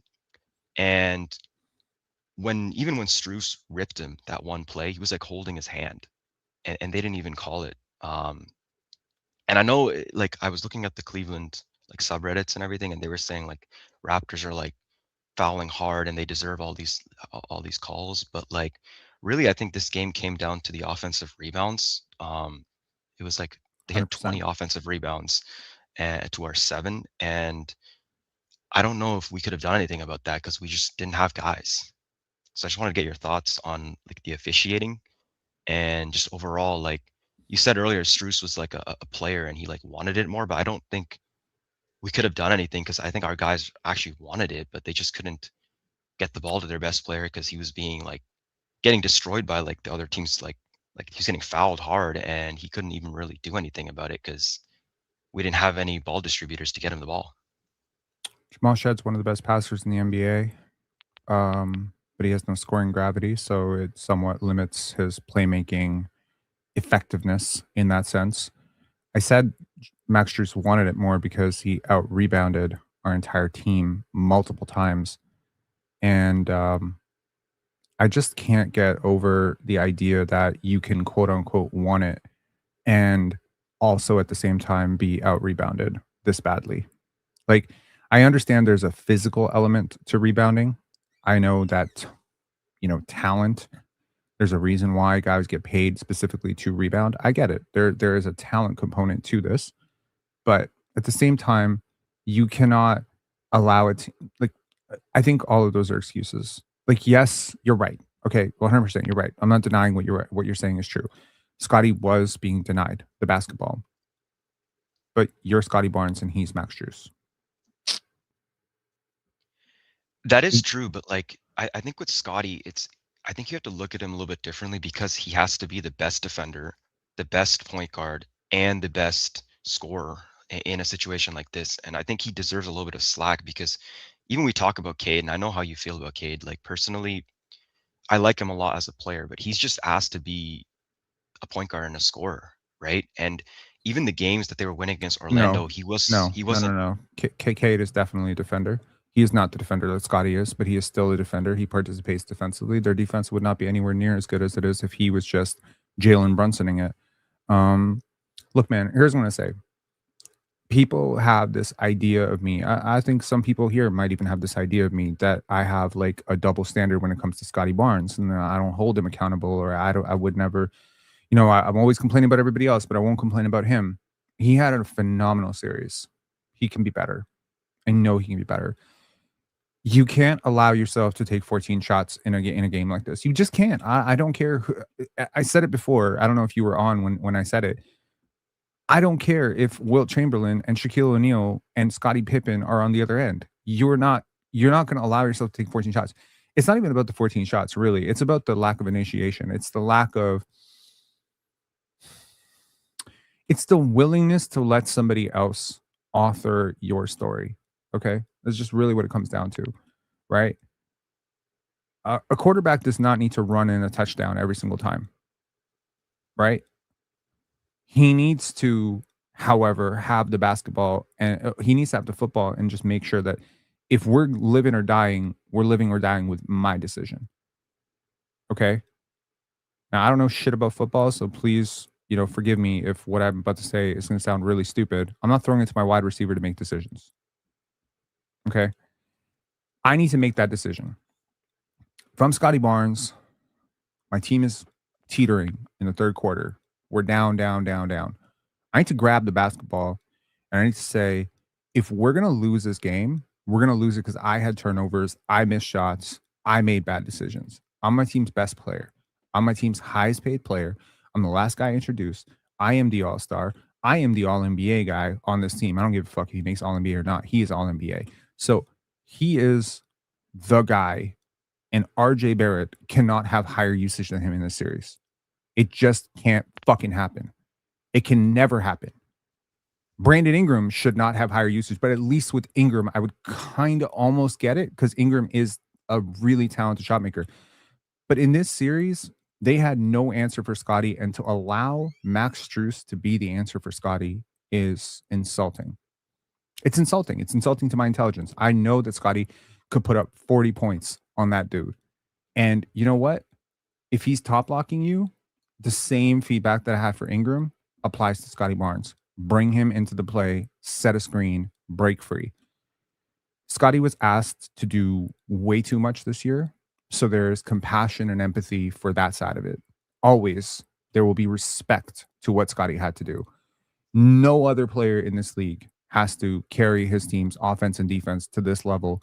There's so many plays in this series where I can count 50 plays in this series where Scottie had to be in 3 places at once, and he was in 3 places at once.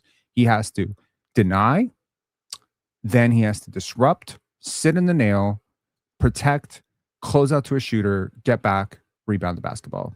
1, 2, 3, 4, 5. That shit is exhausting. So I understand the need to have to rest offensively. But at this point, your team can't score buckets if you're just going to play out. You can't play outside the basket. You can't play But that's outside my of the issue. offense. Like Scotty Barnes was making the right pass every time to wide open guys, and they were just missing shots in the third. Like Okay. Jamal Shed, Jacoby Walter, they were missing shots, which I don't even blame them. But like at that point in time, he's only getting doubled because they're not making the shots.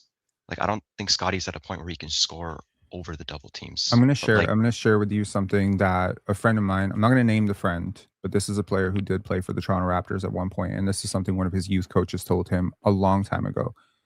And he was a very pass friendly player. He liked to make the right read. He also, weirdly enough, grew up watching Magic Johnson. And he was playing like pro when he was 16 years old in Europe. And so he gets onto the team, and there's this like play where they blitz him, and instead of splitting the double team, he makes this pass to this to his center, who's above the break, cannot shoot, by the way, and forces him to make the play with the game on the line. And so, after the game, his coach pulls him in and he says, "Hey, if you ever make that fucking pass again, I'm gonna bench you for the rest of the season."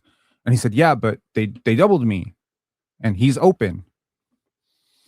And he said, "You are you, and he is him, for a reason. We put the ball in your hands for a reason."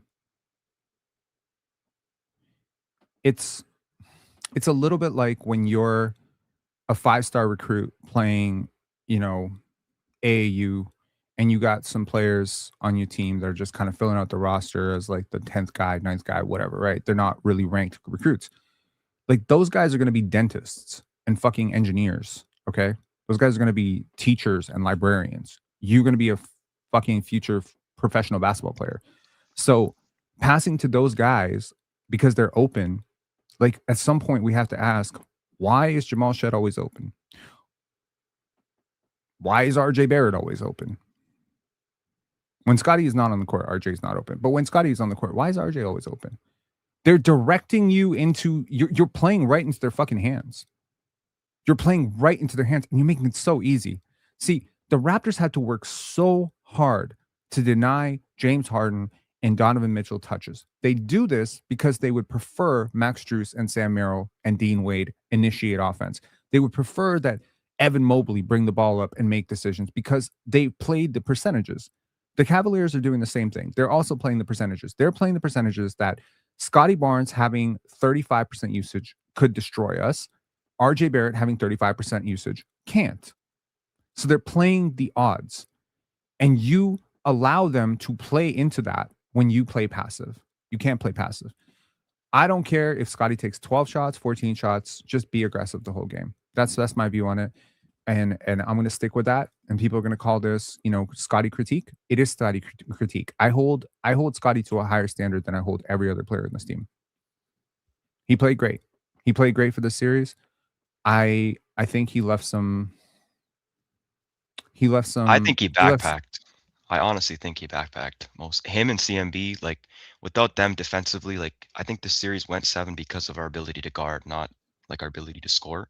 Sure. And a lot of people saying that like BI and IQ would have changed that. I think a little bit differently from that. I think our ability to guard would be more hindered. I mean, BI was like you said, his shot profile and his ability to just garner their attention allowed certain things, but like I think after game 5, Cleveland just figured us out. We didn't have any weapons, and we just malfunctioned in the second half of Game 7, and that's really just what happened. Mm-hmm. I want to give a shout out Um, to Scotty's trainer here, Brian Fisher. Shout outs to you. Shout outs to the Gem Hoops. Shout outs to everything you're doing. Thanks for everything you do too, man. Thanks for always being, in these lives. Thanks for everything you do for Scotty. Thanks for,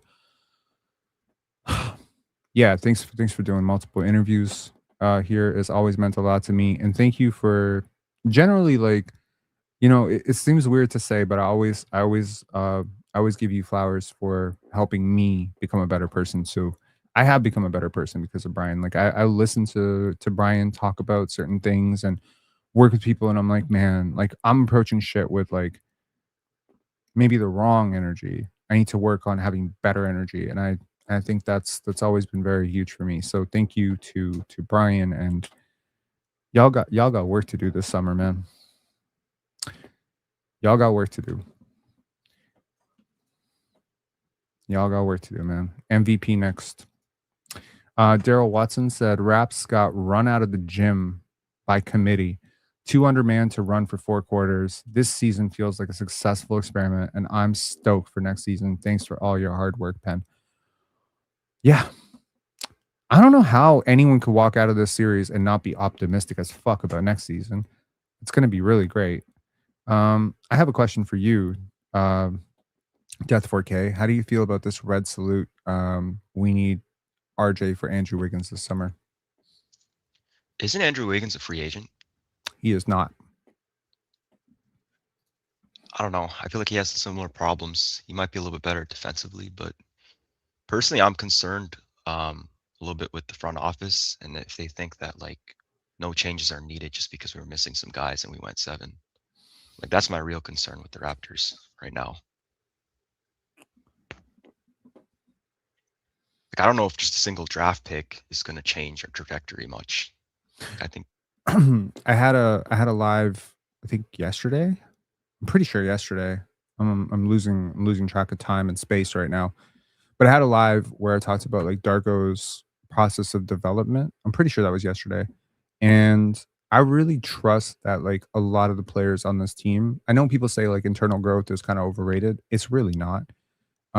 Players like Jacoby, CMB, Jamal, like these guys can just come in next year and just be materially better basketball players. Like you already know that they're made of the right stuff. Like from a mental perspective, like the part of basketball that I don't know how to teach is mental. Like I'm not really sure I can teach you how to care about winning. So you found out during this playoff run that all your young players care about winning. You found out this season that your entire team is capable of running an entire season without any leaks. There was no leaks. So everyone's bought in, everyone's professional. Chemistry remained right up here all season. There was like a little bit of a dip for a bit there, but for the most part, this is probably one of the vibiest Raptors teams I've ever seen. And the fact that they were able to do this as a young team, it gives me a lot of hope for what they can do in the future for sure. I think so. I also think that from an asset management perspective, we need to learn from our past mistakes, and I think RJ 100% should be chopped. Like personally, like I was hearing there's some reports of him with the 9th pick for Derek White before the playoffs, and Boston denied that. So I don't know if they're going to continue shopping him or just stop shopping him after they've seen what he's done. But I don't know if I've seen enough for him to see if he's a good player next to the Bro, squad. I love Derek White. Love Derek White so much. But man, if I had to watch Collin Murray-Boyles or Carter Bryant, frankly, because if we traded the 9th pick, I would have been like, oh my God, Carter Bryant, Collin Murray-Boyles, come on, Malawach. Like all 3 of those guys were in play for that. To me, right now, Collin Murray-Boyles is a better asset than Derek White. So if you had traded RJ and Collin Murray-Boyles for Derek White, that would be tough. You probably would have been a better team, though, in fairness. You would have been a better team, and you definitely would have had a better chance in this series. But to what avail, really? At this point, I don't even consider RJ the negative asset. Like, you got 2 assets on your books that are considerably more negative than him in Jakob Poeltl and Immanuel Quickley. So you're gonna have to rehab that value somehow. And I think maybe Do you think they buy out Jakob like after like maybe a year or two into his contract? no. It strikes me as like not the type of move that I've ever seen this front office make before. So I'm not really sure that they would do that. No. Yeah. Any final thoughts, man? No, I think that's all for me. Thank you always for your post game and your support for this team. I really appreciate it. I do love this team, man. I do love this I am a team. little disappointed right now, so but like We still, I'm all are. excited. We all are. But like, like that's what I was saying earlier. Is like there's like two versions of this, and neither is right. Version number one, I come and crash out with no apologies. I just say, fuck, this is so stupid. What the hell? We should have won. Version number two is I do none of that. And then I just sing kumbaya the entire time and say what a great season this was. And we shouldn't be disappointed about the loss. Honestly, like two things can be true. So you can sit with this loss. It can suck. Probably people are going to be popping some whiskey tonight or, like going out getting, hopefully drive safe. But, Yeah. maybe having a drink or two and just, chilling out with this. And, but when the dust settles, like look at how much your team grew. Look at how much you learned about your team through this process. There's nothing to be ashamed of. Like there's a winner and a loser every single year. There's like one team's going to win a championship. That means there's only one team in the entire league that is going to win their last game of the season in the playoffs, right? So it's not you. Is this not you? I think You what gotta pisses wait. me off was the pathway was there. I think Pistons only really made it through because Franz was out, and I think we provide a similar profile as Orlando. We could have really challenged them to make a conference finals this year, and that's what really kind of got me disappointed. But I get it. I think this kind of forces Bobby to make some changes, and I hope he really does. I was looking into some draft prospects. I liked a guy with the profile of Jaden Quaidens. I don't know if you've heard of him. Of course. I think defensively we need like a rim protector with like vertical threat, like a lob threat for Scotty Barnes. He's never had that in his career, which is surprising for someone who finds his big for like more than I think 50 or 60% of his assists. But yeah, I'm gonna be looking into some of the draft prospects. But thank you very much, Rob. My pleasure. All right, take care, man. Steve-O, what is up? Hello? You're muted. Okay, we will try to come back to you, Steve-O. Just unmute yourself when you're ready. Mohammed, what is up? Hi, how are you? I am good. Yeah, I'm just kind of disappointed in Darko today. I understand the small ball he was playing, but I think he really should have used Davis tonight because Davis, to me, the first game, he actually played pretty decent, got some decent rebounds, but I think this series should have been the series. He should have just said, kid, get out there and prove what you can do. And I would have given Davis at least 15 minutes during game one and just tell him what you do with the 15 minutes in game one is what you're gonna get. If you play terrible, then I'm gonna bench you. But if you show me you can add some energy and get us crucial rebounds, then Right. I'm gonna play you. But Darko needs to be asked about why Terrence didn't play. I mean, Trace didn't play. There was no excuse for it. I mean, yeah, for sure. Is there something wrong with your mic? It sounds like you're a little bit underwater, or like there's a lot of disruption in your audio. It's not background noise or anything. It's like either your face is too close to it, or you just got like a really, really bad audio setup. Yeah, I just got one last quick question. What, as of right now, would you trade our first round pick to get off of Poto's contract? And do you see any team willing to do that? Okay. All right. Thanks a lot for calling him in. Would I trade the 19th overall pick to get off of Jakob Poeltl's contract? Yes. Do I see any team that would be willing to do that? Yes, I do. I think it just kind of comes down to like, what are you taking back? Right? Like, what are you taking back in that deal? Yeah. Like, are you taking back Patrick Williams and Clutter salary? Are you taking back worse contracts? Are you taking back smaller contracts? Are you getting a serviceable, big man? Are you getting something that fits better with what you want to do with it? Right. I don't know. But the 19th overall pick in this year's draft has value, has tremendous value. This is a deep draft. This is a draft that, in my opinion, you got lottery talent up until about pick 17. So if you get lucky and a couple guys climb, maybe you get lottery value at 19. So, it's tough to say, here we go. There's another big man that you gave too much money to, and now you got to fucking move off of a pick to get off that contract. Then you got to ask yourself, hey, you're Toronto. What are you doing with your cap space anyway?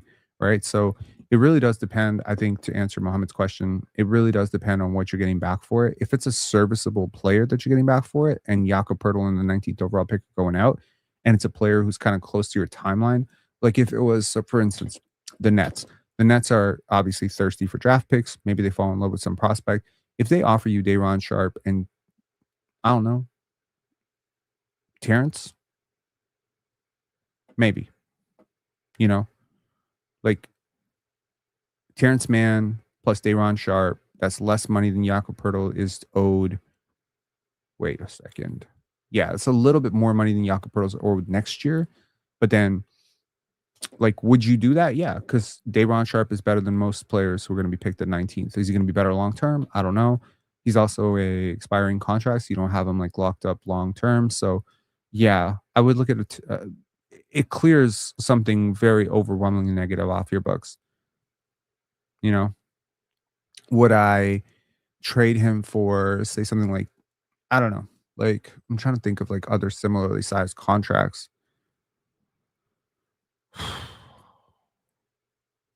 Like, I don't know. Like, I think we'll have all off season to talk about this. We're going to definitely get into draft content shit. Like, believe me, there is no turnaround time here, bro. I've been doing my draft scouting. By next, hold on, we're at Monday right now. We're at Monday, May the 4th. Holy crap.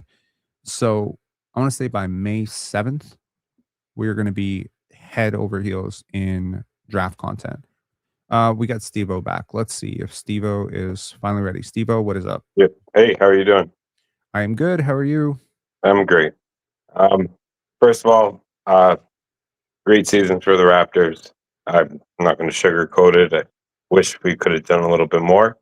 Mm-hmm. We had $70 million sitting on the bench, and it sucks, but that's playoff basketball, and that's the NBA.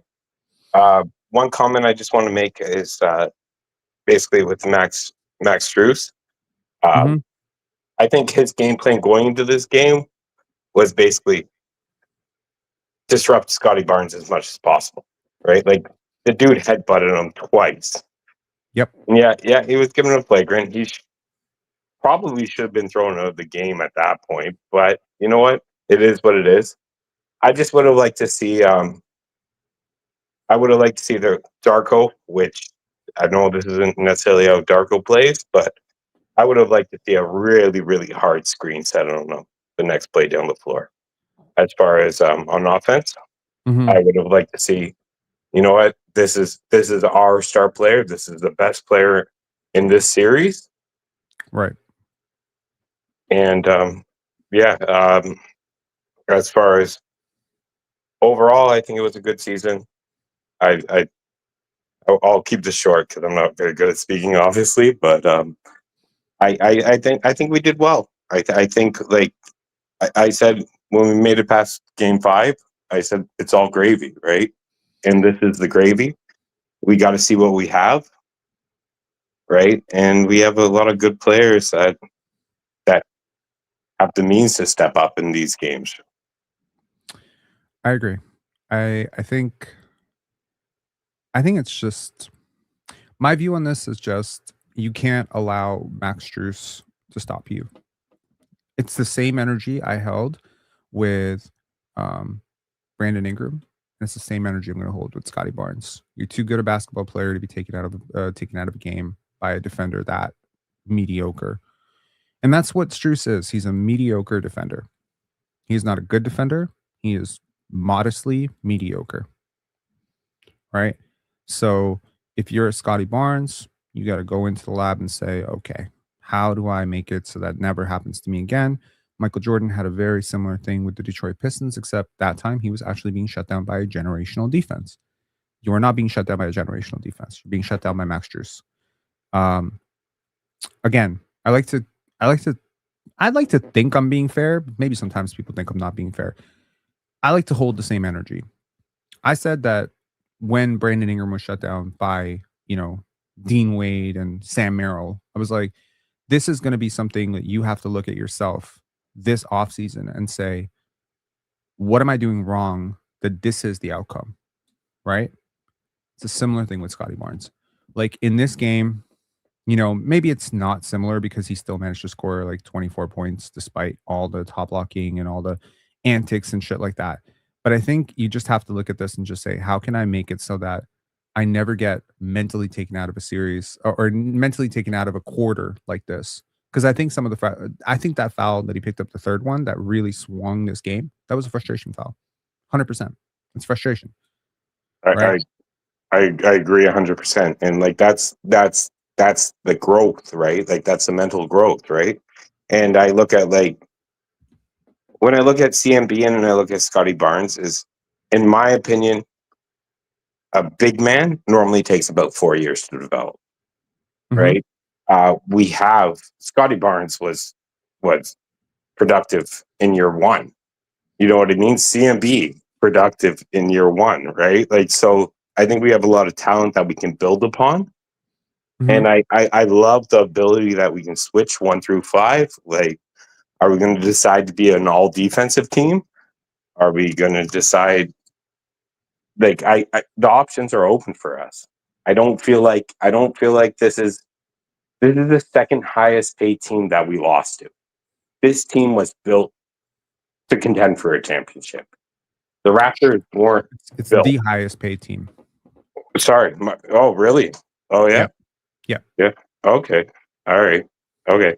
But anyways, same thought. Like, this team was built for a championship. They don't really have a lot of holes. Small forward, maybe, like, you know what I mean? Defensive liabilities. But overall, I think we put up a good fight.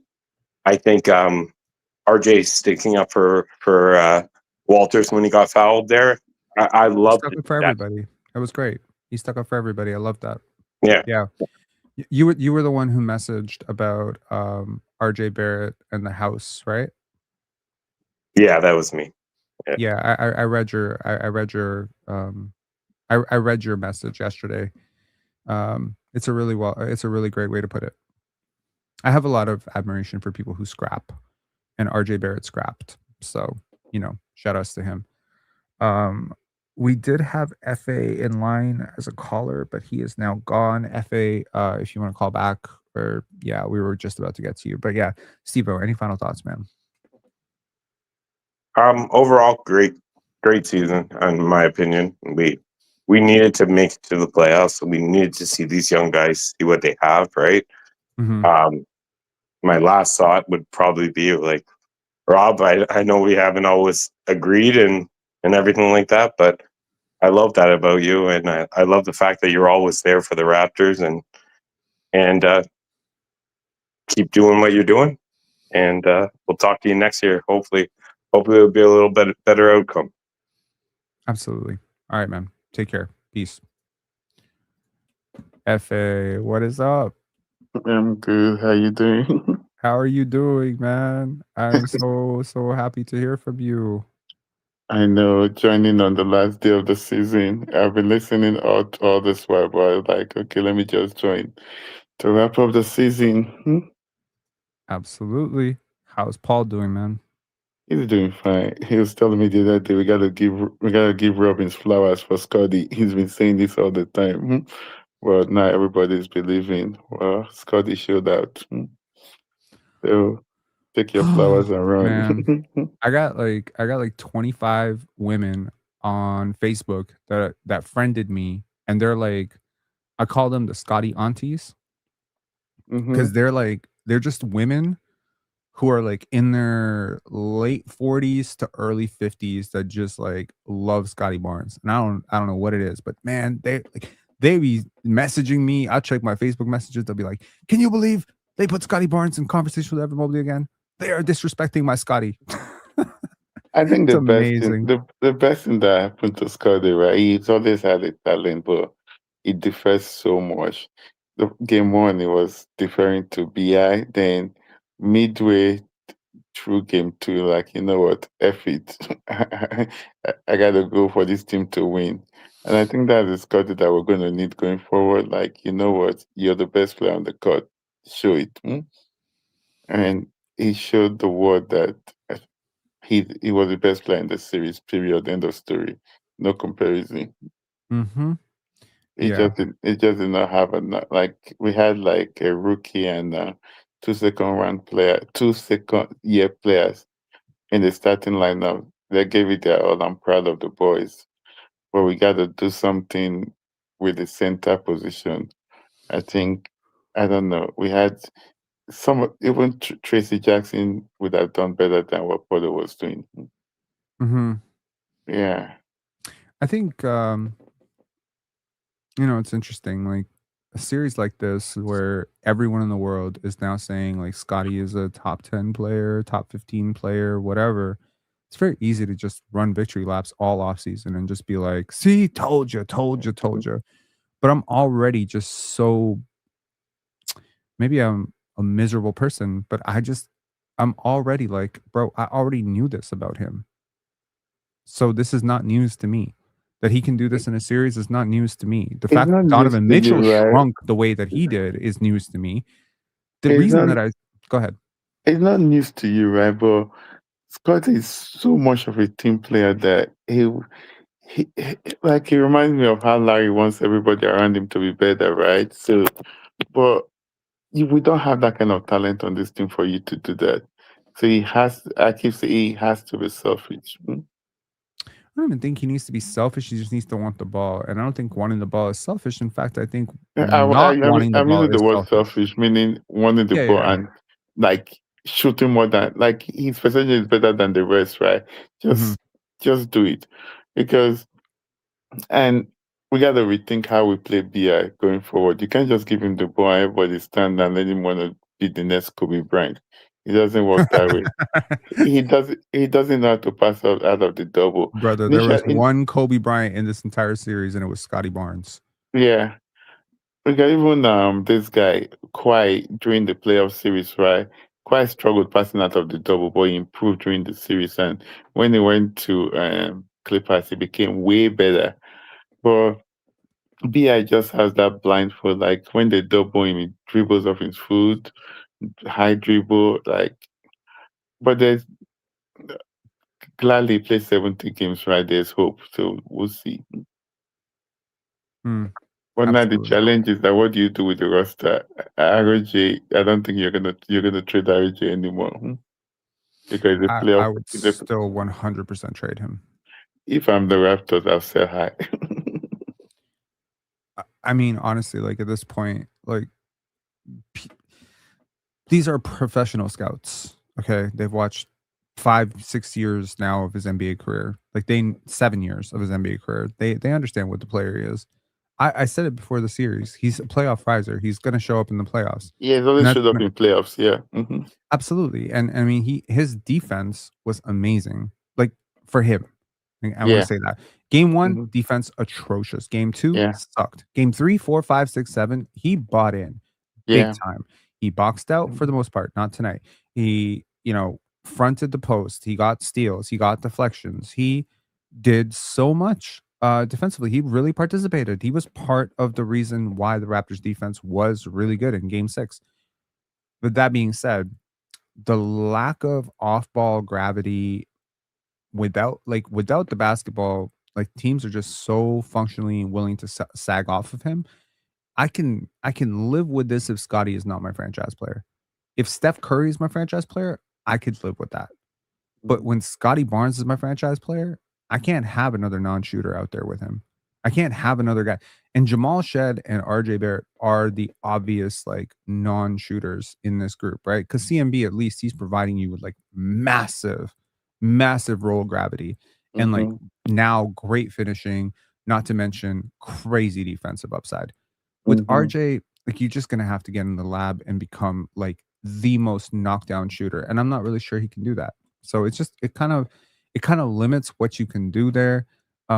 If you had an opportunity right now to trade RJ and a first round and the 19th overall pick and a future first, like that package for Trey Murphy, are you doing it? No. No? Depends on who is at the 19th pick. Okay. Yeah. Because I'm saying because the way this draft is, right, somebody might fall to you at 19. Okay, let's just say the player you want to fall. Okay, first of all, we're now officially done with the season. Who do you want in this draft? You like Bennett Sturts, right? I think I prefer Christian Anderson to Benitez Okay. for the shooting and passing and the age. How do you feel about I like Chris? Benitez, don't get me wrong, but I prefer Christian Anderson. Shot 44% before this guy got injured. Topping guy. How do you feel about the Houston big man, Snack? I like, in terms of big men, right? I like the guy from Michigan, Johnson. Okay. Or Adamara. The two guys from Michigan, anyway. But Adamara can shoot, but he's a good rim protector. But I don't know how Adamara is going to fare with CMB and Scotty. Yeah, I think like this draft feels very, very good to me. Like this is great. The 19 is a great place to be. Unfortunately, you'll be picking from the litter that was not picked. I get that. But still, I think there's about 20 players that really excite me in this draft. So picking 19th means you're going to get one of them, right? And the top first round pick, right there, 9 point guards. And we need a real point guard on our team. If I can trade off for Labaron Phylon, then we're made. Sure. Yeah. Yeah, Phylon is interesting for sure. I do like him. I'm not like I don't know, like with every draft, there's going to be 5, 6 guys, 8 guys picked in the top 15 that just don't work out. There's going to be your Kobe Buffkins, your whatever. How do you feel about Grady Dick going forward? You haven't heard from me all year, so I'm just curious. If we can trade him, we should potential future first round pick for Zachary Sheshe from Atlanta. I'll do it. You would trade him for Ricochet? Yeah. What has Ricochet shown you? I mean, he's taller. He can shoot better. I think he has potential. I don't think he'll be giving up the opportunity with the coach in Atlanta. Another player that might fall to 19, Michael Brand, but because of his back problem. Right. Yeah. But do you want Michael Brand and Porter on the same team? Yeah. How what would you trade to move up for Keaton Wagler though? Do you like him? Yes, our package in a lot. I like him a lot, a lot. Our package in 19th pick and a future first round pick, maybe 27 for unprotected. Yes. Ooh. Okay. The reason I'm saying unprotected is because the draft is going to be flat anyways going forward. That's true. That's true. It's true. So there's no point even protecting picks. I mean, I would argue there's even more of a point in protecting picks, to be honest. But because I know we're not 2027. We're not going to be in the lottery, so most likely not. I mean, we don't know that, and then that way, you could be giving up the first overall pick for Keaton Wagler. Like we could be literally in the same position the New Orleans Pelicans are in right now. That would be scary. But to me, I would give up. But if you look at 2027, Keaton Wagler will be top, will be number 1 or number 2 pick too. So. I think he would be the 3rd pick in next year's draft. Yeah, exactly. So, yeah, I mean, shit, you're making sense there. Yeah, he's young. He's very talented. I really like him. Yeah, he is insanely talented, and like, he's exactly the type of player you need on your team, and he's exactly the type of player you don't have. You don't have this type of shot creator. Exactly, that's my point. They can create the shot, can shoot, can. Yeah. Another player I'm watching closely is Jaden Quintans. Mhm. Hoping he falls. If he can shoot, but if he falls to 19, you take him around. I'm curious how high you are on Collin Murray-Boyles now, relative to some of the players in the top 5 this year. So I'm just going to present a trade to you just as a hypothetical. So let's say the 5th overall pick goes to the LA Clippers. Okay. And they are looking to be competitive and they love Collin Murray-Boyles. Caleb Wilson is on the board. Are you trading Collin Murray-Boyles for Caleb Wilson? Why are you doing this to me now? I'm curious, man. I'm curious. I'm from North Carolina and I love Caleb Wilson. Caleb Wilson is my top 3, honestly speaking, in this Okay. draft. I'll take Caleb Wilson over Boozer. Me too. Yeah, so I'll do the trade. I'm not even going to overthink it. I'll do the trade. Okay. So now flip the situation. Caleb Wilson goes number 3. Number 4 pick goes to Indiana. Indiana wants CMB. Cam Boozer's on the board. God, this is tough, man. Collin Murray-Boyles, Cam Boozer. For the Raptors, I'll do it. So Cam Boozer. But Yeah. you know, the fact that you're even thinking about this is pretty cool to me, because that means that if Collin Murray-Boyles had maybe gone back to school, he might have been gone even higher. Like he might have gone 7th or 8th, 7th, 6th, you know? Mhm. Like I think there's a world in which, like, if we redraft 2025 right now, like he's probably a top 6 pick. I think You he's a top. I think he's a top 5 pick. After watching what Kankanipo did in the playoffs, in the plane. No. We're not gonna sell it. We're not selling Con stock, bro. How are you living in Charlotte and you fucking like turning on Con like this? I'm not telling I my will son. not forget this. My son is a big Con fan, and he keeps telling me that. Your son knows ball. He said he hurt his back towards the end of the season. That's right. That's what happened in the playing He tournament. did. Yeah, so He hurt his back. He carried that fucking team. Well, That I'll pick. bum ass franchise. It'll be the 5th pick. Yeah. I'll pick him over. I love Ace Bailey. I'll pick him. You've never heard me defend a white American prospect ever. I'll pick him over Ace Bailey, and you know how I love Ace Bailey coming into the draft. You did, yeah. Honestly, the only 2 I would say white American prospects that I've ever gone to bat for are Con Knipple and Paige. No, Paige Beckers. Oh, I'm like, what of Cooper Flag? Bro, Cooper Flag is my Taylor Swift, and I am Kanye West. Remember Kanye West? Yeah. Yo, Taylor Swift had a dope album, but Beyonce had the album of the year. I was like up there with like Cooper Flag all year. I'd be like, yo, Cooper Flag having a great season, but AJ DeBonsa is like way better, bro. No, AJ DeBonsa is a different beast. He is. I am sitting here, fingers crossed. AJ DeBonsa, please fucking go to the West. Please go to the West. Please. I want him to go to Sacramento. No, what? Why would you want AJ DeBonsa to go to Sacramento? I'm not trying to curse. You trying to curse one of my favorite players? I'm not cursing. I'm playing the numbers. No. Okay, bro. Send him to any other Western Conference team. Please, not Sacramento. Which Western team is there? You want him to go to Utah? No. I'd rather Utah than Sacramento. I don't want Utah. No. They've done maybe Memphis. Yes, Memphis. Perfect. Yeah. Yes. Memphis. AJ DeBonsa, Memphis Grizzlies. Perfect.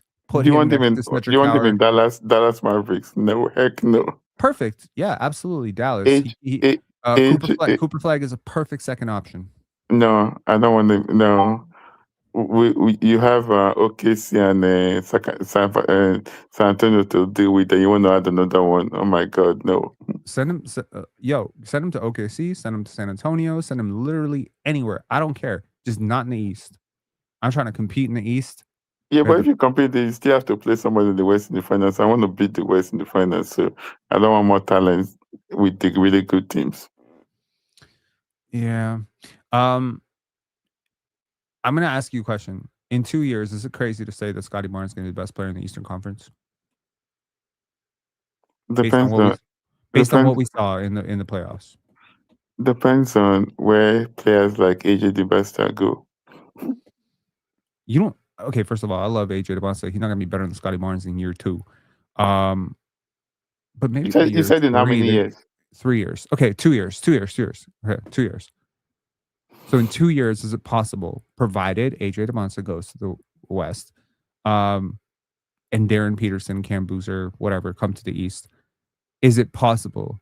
Is it probable, possible, or impossible that Scotty Barnes is the best player in the Eastern Conference? It depends on the players you have around him. But the answer is yes. It is possible. You have to have the right. You have to have the right players around him too, because the only players that are even in this conversation for me are Scotty and Cade. That's it. It's these 2 guys. That's the 2021 draft. Maybe Tatum if he makes a full recovery. I think Tatum, it depends on the recovery. It will. But yeah, man, like who else is in the East? Nobody. It's a really good question. Who else is in the East? Jalen Johnson? Okay. No. Fucking Jalen Johnson. That's why I said the playoffs reveals. Someone said Giannis. Giannis is 32, bro. He's Giannis 34. We done. Halliburton? Hell no. No. Pascal? No. Jalen Brunson? No. Jalen Brown? No. Tyrese Maxey? No.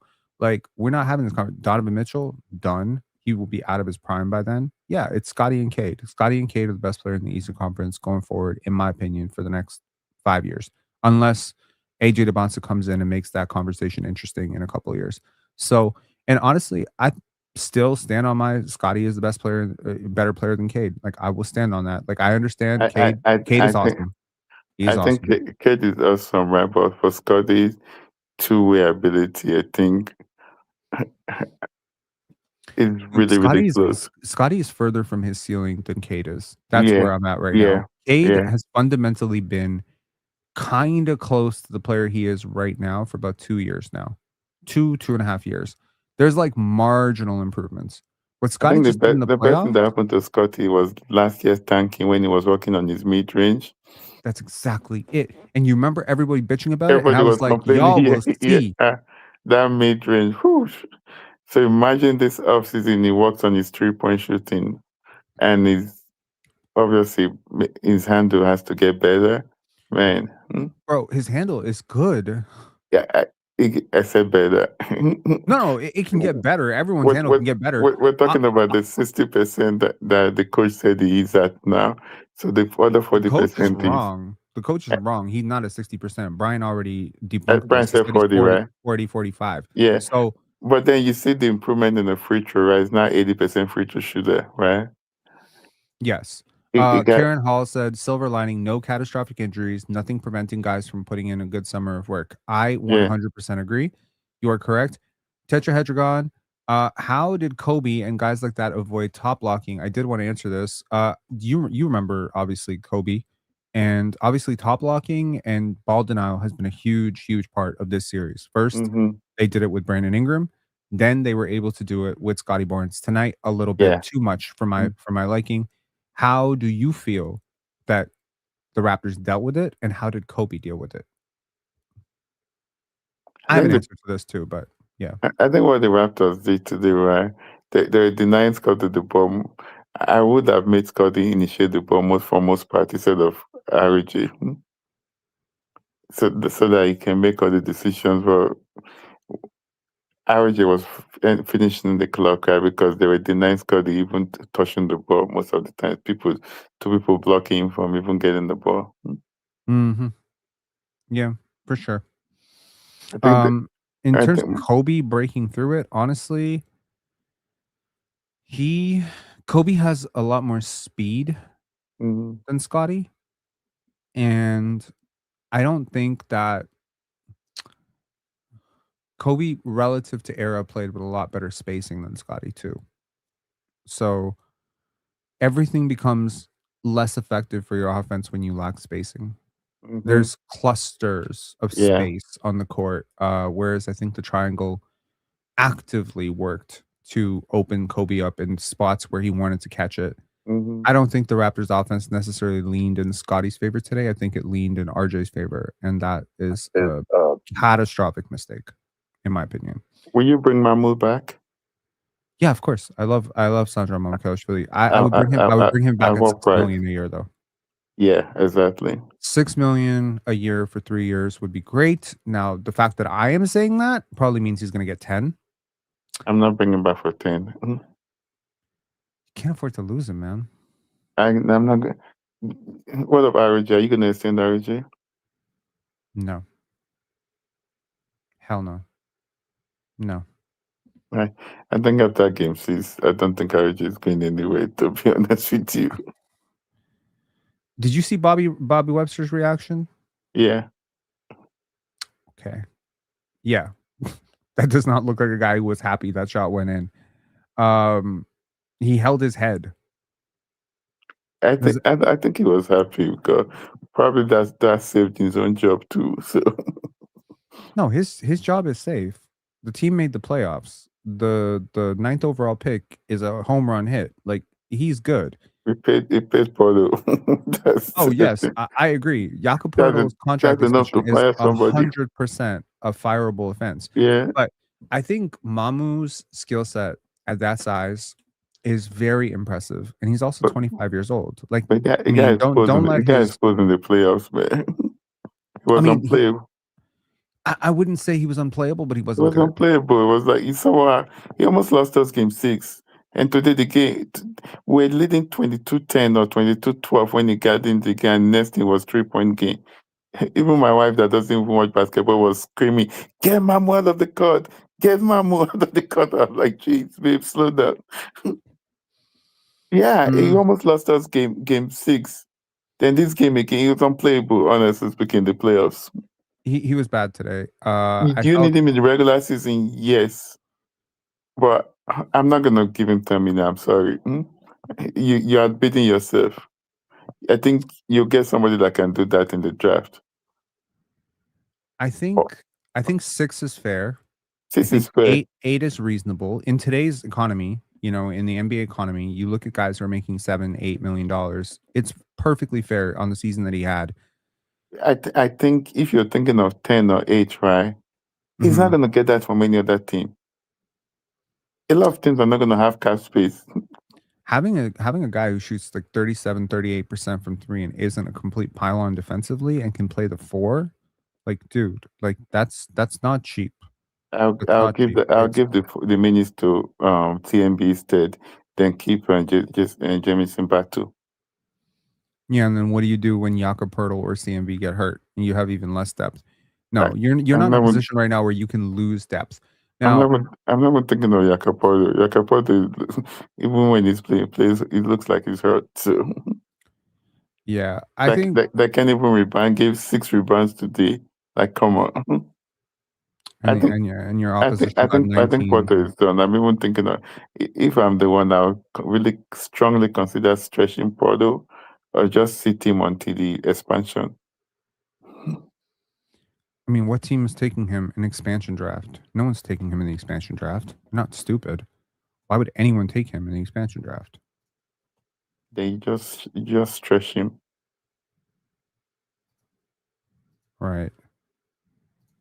I mean, waiving and stretching a player is not so easy, you know? Like, I mean, they count against your cap sheet for like a good while. Do you want 30, 20 something million in your cap sheet, or do you want 15 million in your cap sheet? I mean, if you waive him, then that's 15 million. That's 15 million of dead weight on your salary. On dead weight, but then you can get a reasonable big man for 10 million. Oh, I see what you're saying. Yeah. But I don't know if you're going to get a better player than Jakob Poeltl for 10 million, dude. I think I really don't. I mean, unless that player is Luke Cornett, you know, like, and with even that with the back issue, I think he's done. To be honest with you, I don't think so. Like, I mean, he was better as the series moved on. Like, I just think he got exposed for his limitations. AFR man said Nemais Keita. Like, dude, Nemais Keita was a minimum contract. He will not be a minimum contract after this season. Like, he played really well this season. But he got exposed yesterday. Like, we got bounced. The Celtics got bounced. The Celtics had, I will be clear, the Celtics, the Atlanta Hawks, both walked into this season. Okay, the Celtics not as much. With payrolls at least closer to a playoff team that expects to win basketball games. The Celtics walked in as the team to beat in the East. Team to beat, right? Mhm. And we're walking out of this with them getting bounced in the first round. You know what I mean? Orlando walked into this season saying championship or bust. They got bounced in the first round. So given the teams that were bounced in the first round, Atlanta, Orlando, Boston, and Toronto, it was only Toronto that was not supposed to be here. But the good news is Atlanta, they have a good roster and they're likely going to get a top 4 pick. But Orlando, they're in trouble. Their contract. Yeah. Would you trade Jalen Sugg for Quickley? Easily. 100%. Yeah, of course I would. I know they're going to trade Jalen Sugg because I really like Jalen Suggs. I like Jalen Sugg too.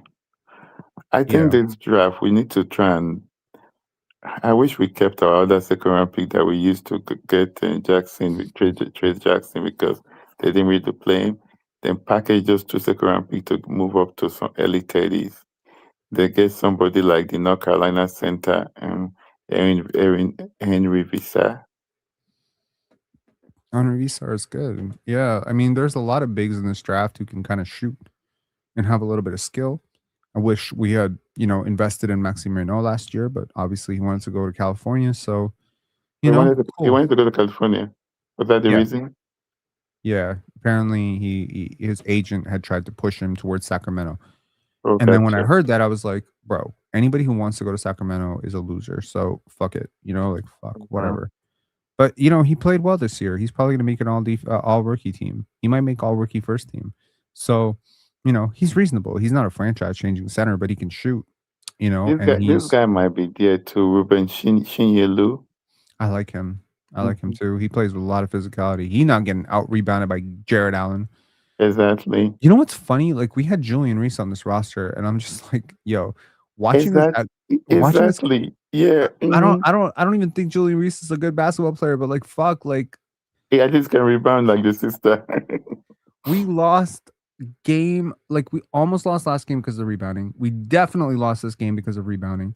And if Jakob Poeltl is going to give you 1 point, I mean, until the late fourth quarter, he had 1 point. Then at the very least, just get a guy out there who can rebound. Trace Jackson-Davis is one of the best rebounders in the NBA. Point blank, period. Exactly. One of the best. And he's also a great offensive rebounder. So it's not only is he going to give you defensive rebounds, he might actually win the rebounding battle by himself. Honestly, I think Trace Jackson-Davis was the best rebounder in this series for either team. I think he's a better rebounder than Evan Mobley, Scotty Barnes, Jakob Poeltl, everyone. And to him, that's my problem. That's my problem with Daku, right? The first game the guy played, he had a double-double in how many minutes? Then the next game, he iced him for the rest of the season. Same thing with Jamison Bado, that's literally saved Dako's career against Cleveland when he hit 6 threes. Then he just iced him for how long? Because you want to play Grady. Give me a break. Well, maybe this is longer term. I mean, I doubt it because they did play AJ Lawson. But I think they really cared about defense a lot this year, and maybe they see the limitations of Trace defensively. But it's not he's a better shot blocker than anyone on this team too. Can I throw that out there? We're talking about defense. Yeah, defense. He's the best shot blocker and rebounder on this team. Poeltl was awful defensively. Yes, I agree.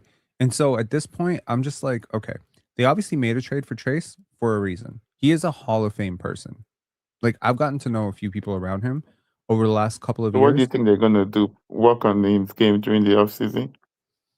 Bro, I don't know, but I like him. And I do not understand why this team did not use him. I stand on my pre-trade analysis on him. Mm-hmm. I stand with the analytics. I stand with the numbers. I stand with the eye test. He's a good basketball player. What do you think So, of Flory Bidunga from Kansas?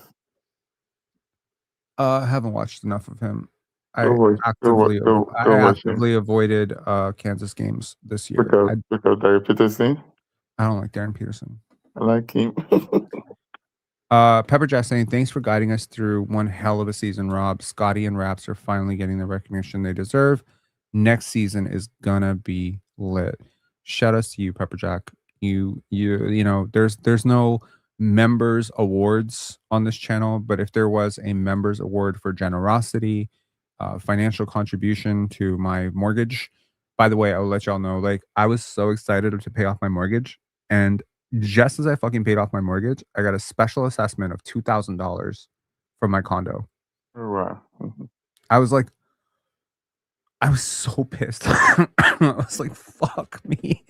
Like, I'm finally about to make some meaningful progression towards saving some money to be able to like afford some things. Like, I'm working on a 2013 computer right now.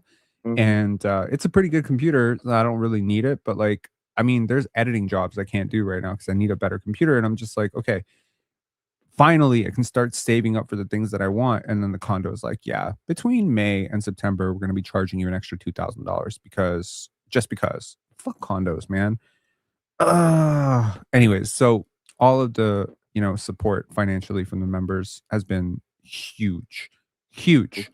And this dude right here has gifted like, I want to say like 40, 50, 60 members chats. So it's enormous contribution, and shout outs to everybody who's a member. We're gonna have a great members live tomorrow. But yeah, man.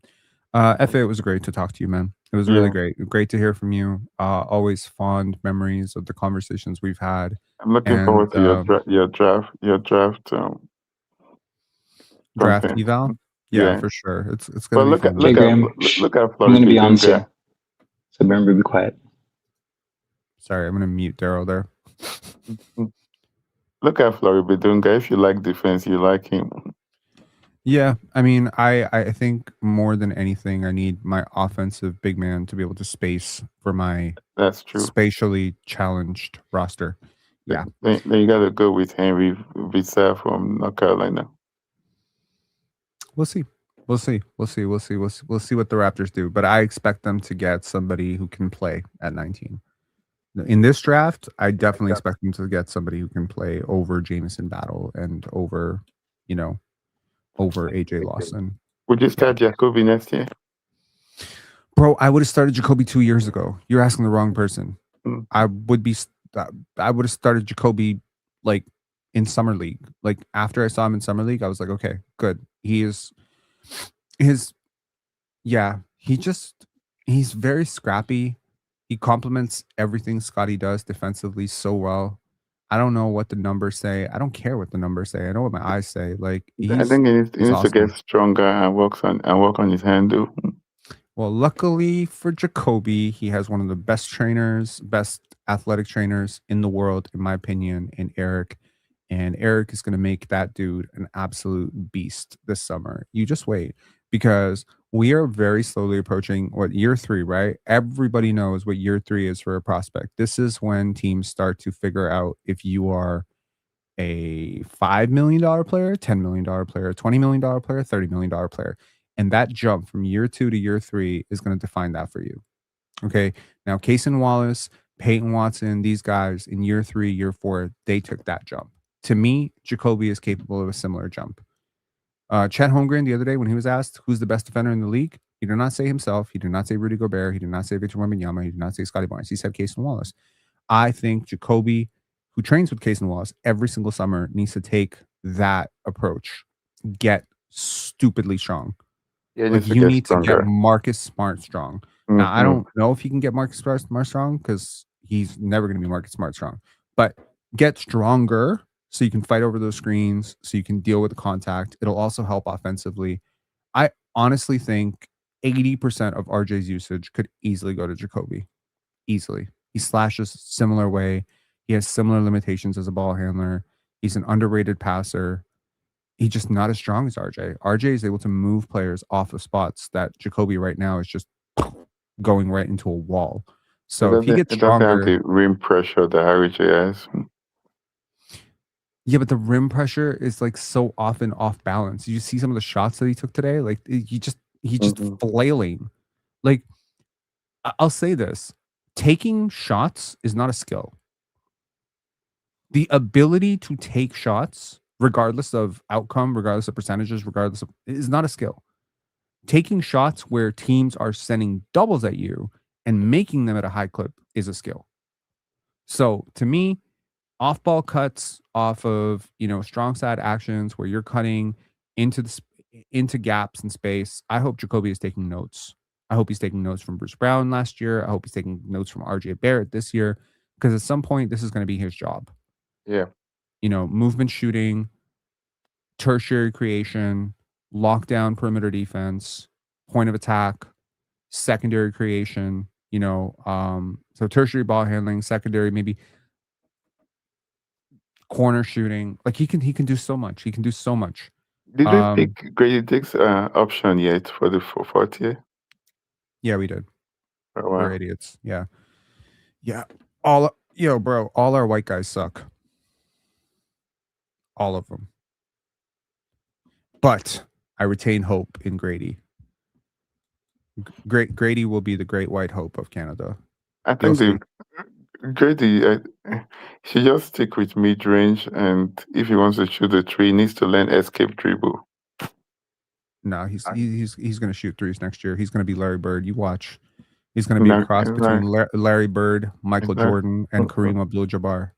I think that bridge has sealed. I am zigging while everyone else zags. Okay, at the draft, everyone was excited. I was pissed. Okay, now his stock is in the dumps, so I'm buying up all the penny stock. There's Grady stock available. People are literally on street corner saying like, "Hey, I have a bag full of Grady stock. It's like 0.01 cents." I'm like, "Cool, I'm buying. I'm buying right now on the reverse." You're better buying Trump meme coin.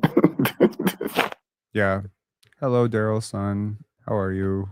All right, I gotta go to bed. I gotta be at work tomorrow. All right. Okay. Thanks, see you after. Yeah. Daryl, what is up?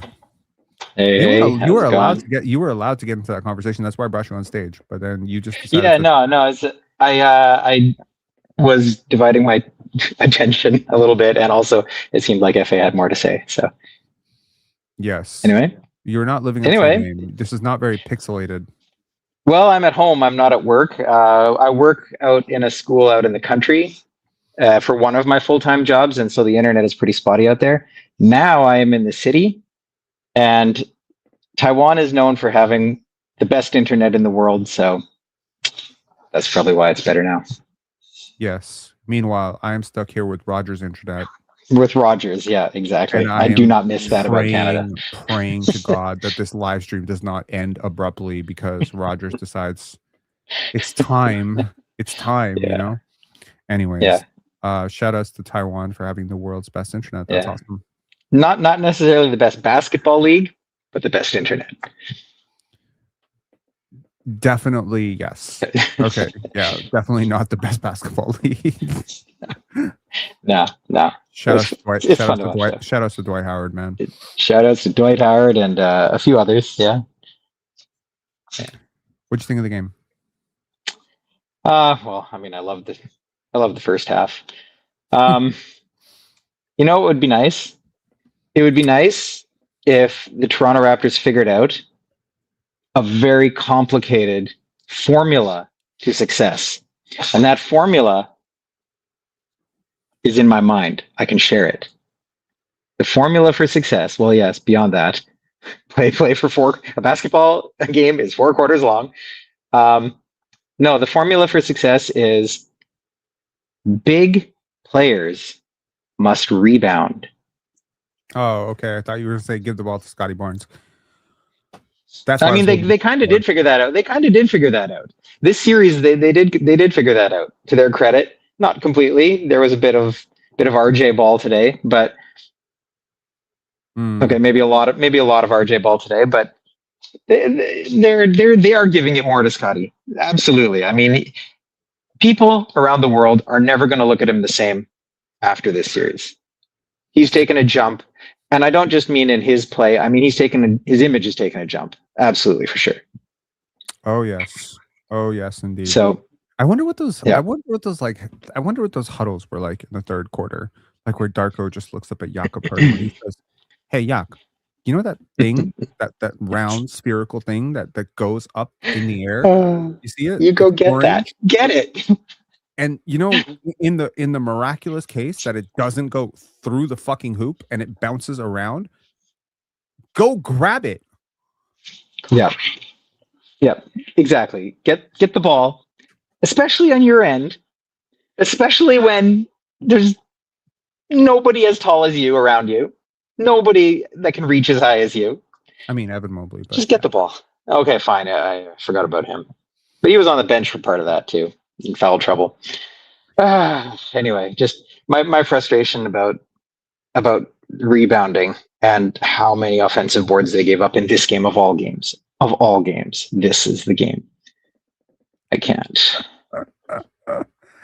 Sorry, I don't know why. I heard this in Darko's voice.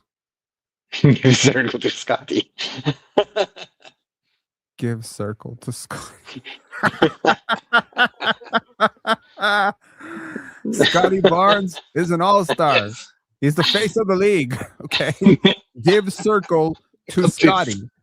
Orange circle, number 4, Scotty Barnes. Give him the ball. Yeah.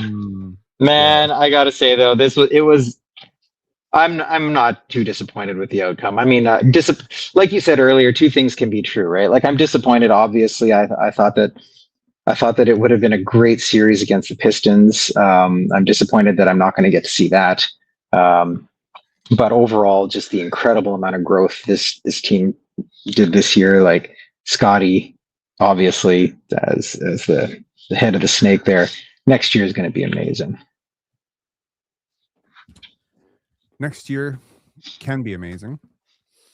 Should be amazing. Okay, yeah, you're right. It will require work. Yeah. You know, I think the message in the locker room right now has to be,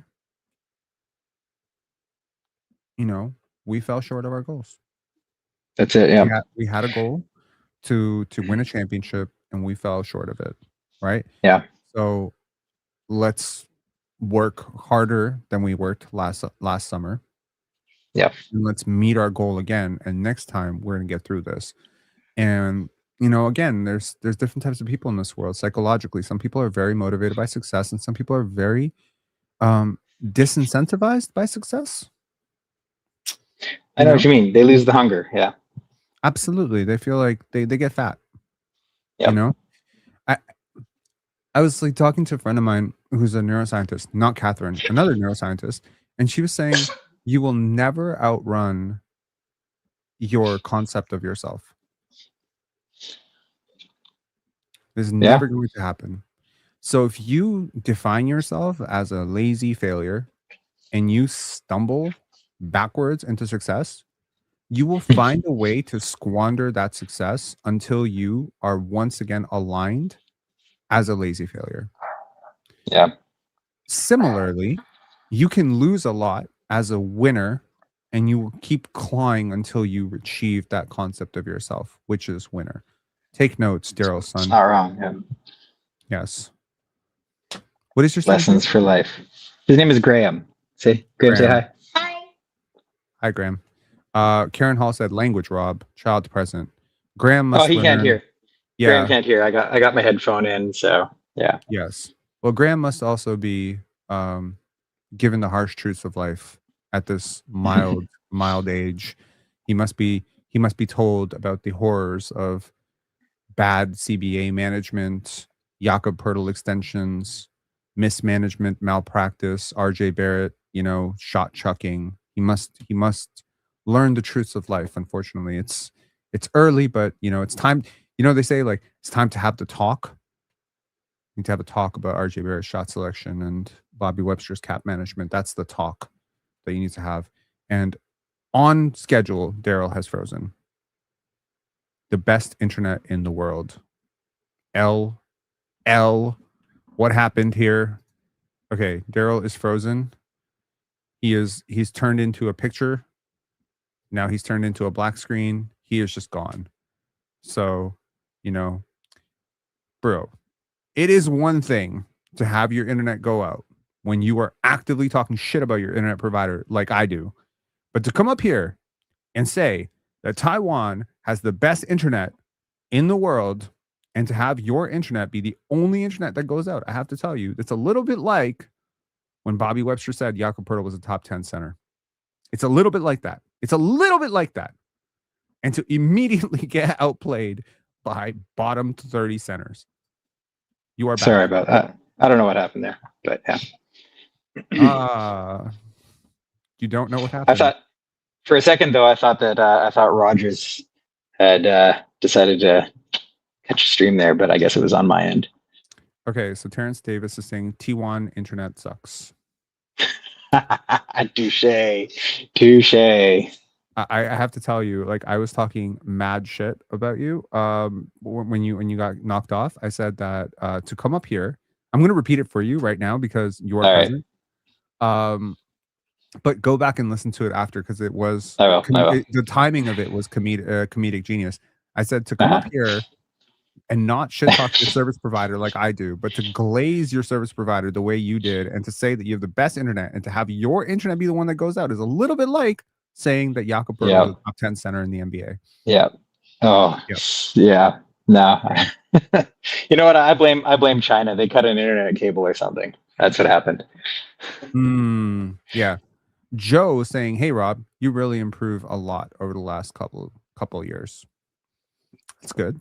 It's good to know. I'm improving. Anyway, man. Yeah, I just came on here to say great coverage of the season. I've really enjoyed, being part of this community and coming on occasionally to talk to you. And I always love talking the Raptors and talking the NBA. And I as disappointed as I am overjoyed that Boston got knocked out too. That's some serious Schadenfreude right there. There you go. Although I gotta say, I'm not overjoyed that it was Philly that knocked them out. But hey, I'm going to enjoy getting Philly get walked in the next one, hopefully. Yeah, that was not. Watching Joel Embiid make the second round to me just sucks. That does suck. Yeah. There are very few people that I root on their failure ever. Yeah. He's one of them. I didn't watch that series too closely, but I wonder if part of that was Nick Nurse badly out coaching Coach Brown. Like, you're not Coach Brown. Missoula. Yeah. No, I don't think he outcoached them. His team. Okay, that's good. Just missed shots. Okay. Yeah. Like they went so ice cold, and I'll say this is a case for most 3-point shooting teams. When the playoffs get super intense, those legs get damn tired, and you just keep shooting and shooting and shooting, and you shoot yourself right out of the game. So teams that don't have a counter to that. Also, I would argue Jaylen Brown really came up short in that moment. Plus, Jason Tatum didn't play in Game 7. Yeah, he didn't play. But I think their offensive process really sucked. Their defensive approach to guarding Embiid was laughably stupid. Like, he got whatever he wanted, whenever he wanted, and they still almost lost this game. I mean, shout out to the Philadelphia 76ers. It was really Tyrese Maxey who won them that game late. So for sure, watching that game, I was like, man, the shit I'm about to talk about Joel Embiid if he blows this. But it's the Celtics that blew a 3-1 lead. Yep, I know. We had two teams blow a 3-1 lead. Yeah. That is insane. That's wild. I know. That's crazy.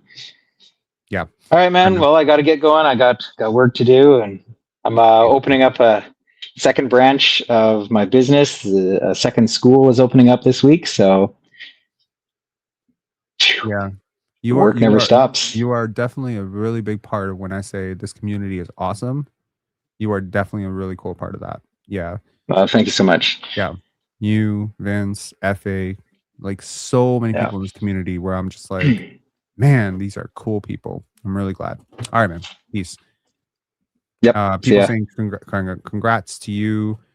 Teacher Mike saying yes sir, go Taiwan. Teacher Mike, just quick note.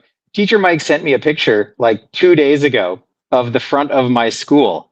He randomly, like in a city the size of Vancouver, he randomly drove by my school. He's like, "Hey, found you guys." Like, Oh, what? that is Yeah, super cool, man. This yeah, world pretty is sweet. this world is quite large and also quite small. All right, I'll It talk to you does later. shrink. See you later. Bye. Peace. Okay, let us get to the post-game pressers. I am going to take a breath, and I'm going to listen to this away. And I am also going to put a screen above this so that we do not have a copyright issue. Hold on 1 second. What is... yes, Darko Rajakovic. There we go. Put the season in perspective, but in this game, where did you think things kind of unraveled for you a little bit? I thought that we gave it all. I thought we gave it all. Everything we got today. Guys were awesome. We were fighting for every possession. We were fighting for everything on the floor. We made it really hard for them. That was not an easy game for them to win. Congratulations to Cleveland. Have a lot of respect for Kenny. A lot of respect for that roster. Amazing players. Wish them all the best in the next round. We were close. We had our opportunities and chances. And there is going to be a lot of stuff to reflect on and to improve on going forward. Was just energy a factor? We talked a little bit before the game how hard you guys have played to get yourself to this point. You're missing 2 starters. Do you think maybe you just couldn't find we never look to find excuses. We don't look at excuses that we're missing players. We're not finding for excuses that we're tired. That's why I'm saying I'm really, really proud of this group and the fight that they brought. Not just in the game tonight, but the whole series and the whole season. I think that we created a culture that we're one of the hardest playing teams in the league. We put a lot of pride in that. Our main guys, that they love to play that way. They're embracing to play that way. So really proud of the campaign we had this year. Darko, you seem like a coach who takes a lot of pride in taking lessons from a lot of things. What are some of the, I guess, most important lessons you learned in this playoff run? I learned how much I love this roster, how much I love my players. That's what I really learned. I'm going to be missing coaching those guys. I told them before the game that I want to advance to the next round so I can continue coaching them and being around them. This is a very special group of people, and I'm very grateful and thankful to have those guys around me and to have a chance to work with them. Darko, when the game turned in the third quarter there, what did you think was separating the teams? Third quarter, start of the third quarter, we had 5 or 6 wide open shots that we missed. They were able to capitalize on that to score quickly in transition, and they created that separation. That was the main thing of the third quarter. Now that you look back at it and everything that Scotty's been able to do over the last 7 games, from playing point to defending James to scoring and playing as much as he has all season, is it kind of hard to imagine him doing more than he did? No. For this stage, I think he gave it all. For this stage of his career, I think he gave it all, and I think he made a huge stride. He got so much better in this playoff series. But this is gonna, I sound like a broken record, but this is not the best version of Scotty that we're gonna see. I know how hungry he is, how much he's gonna work over the course of the summer, and what kind of player he's gonna be next year. I think we're gonna see even better Scotty next year. W. Darko, thank you very much for saying that. And honestly, I 100% concur. People who are saying, "Oh, I guess he is better than Jalen Johnson." You have no idea how much better than Jalen Johnson. No idea. Obviously, it's fresh still, and we're going to have exit interviews with you later this week. But do you consider this season a success? Yeah. Absolute success. I'm really, really proud of everything that we we were able to accomplish this year, from developing our young guys, from our culture making the next step, from all the things that we were controlling, all the work that we put in, all the connectivity that we had, and all of that resulted with a number of wins that we had, and and making it to the first round of the playoffs, and playing Game 7 over here on the road. I think this was exactly what this team needed, and I think this is going to set us for a lot of success in the future. What's the difference there in the third quarter when the game got away from you guys a bit? Not just the third quarter. They was scoring in transition. It was getting some offensive rebounds. Yo, shout outs to the Raptors. There's always one player with a buzzy ass microphone. Shit. That really just right there, that changed the game. The offensive rebounds, just giving them extra possession. I felt like we was doing a great job of guarding those guys, but just constant offensive rebounds and running in transition, it kind of just hurt us. They was getting momentum.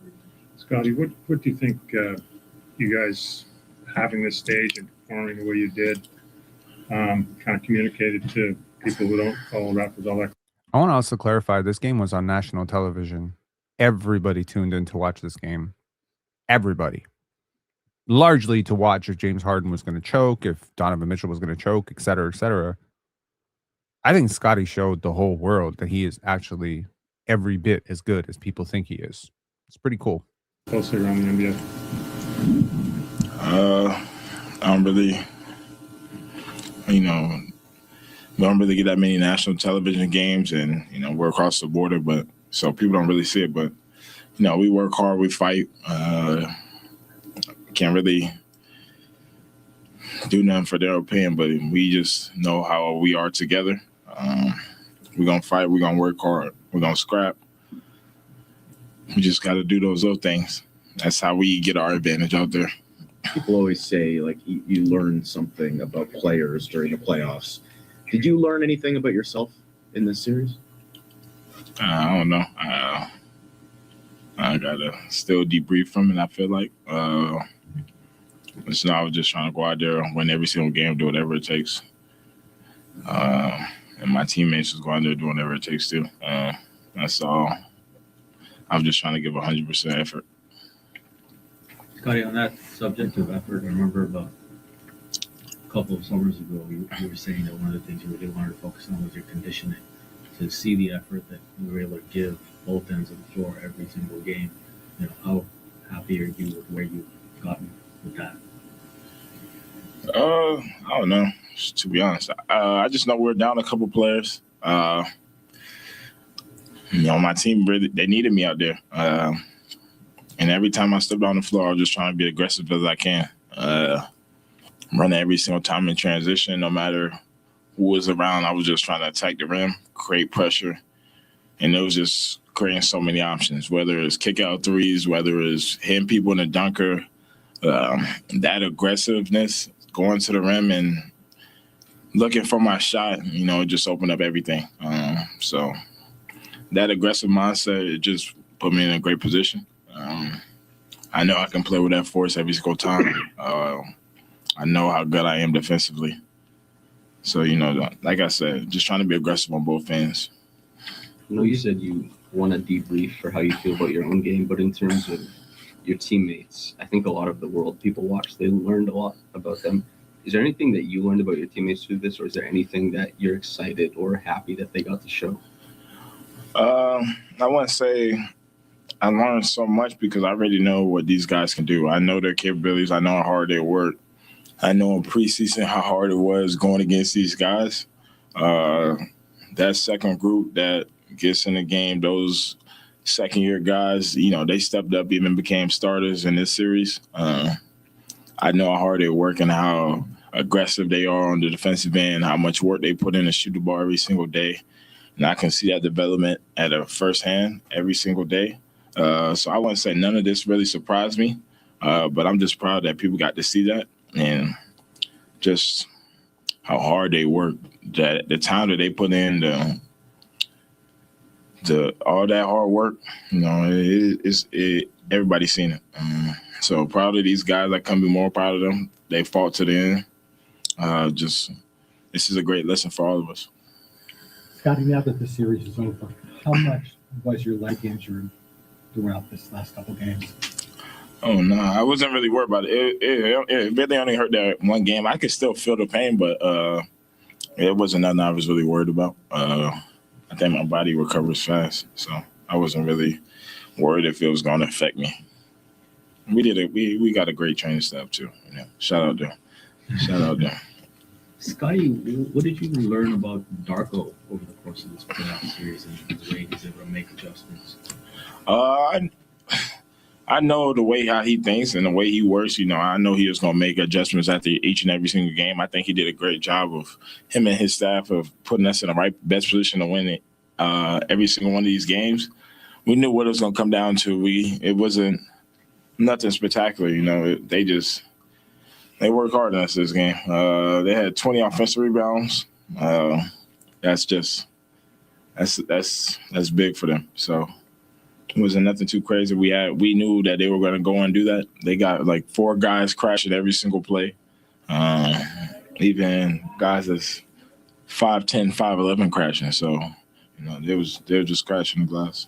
Made you most kind of pleased or proud, or what are you going to look back at these 7 games and Holy crap, the sound. what's going to stick out?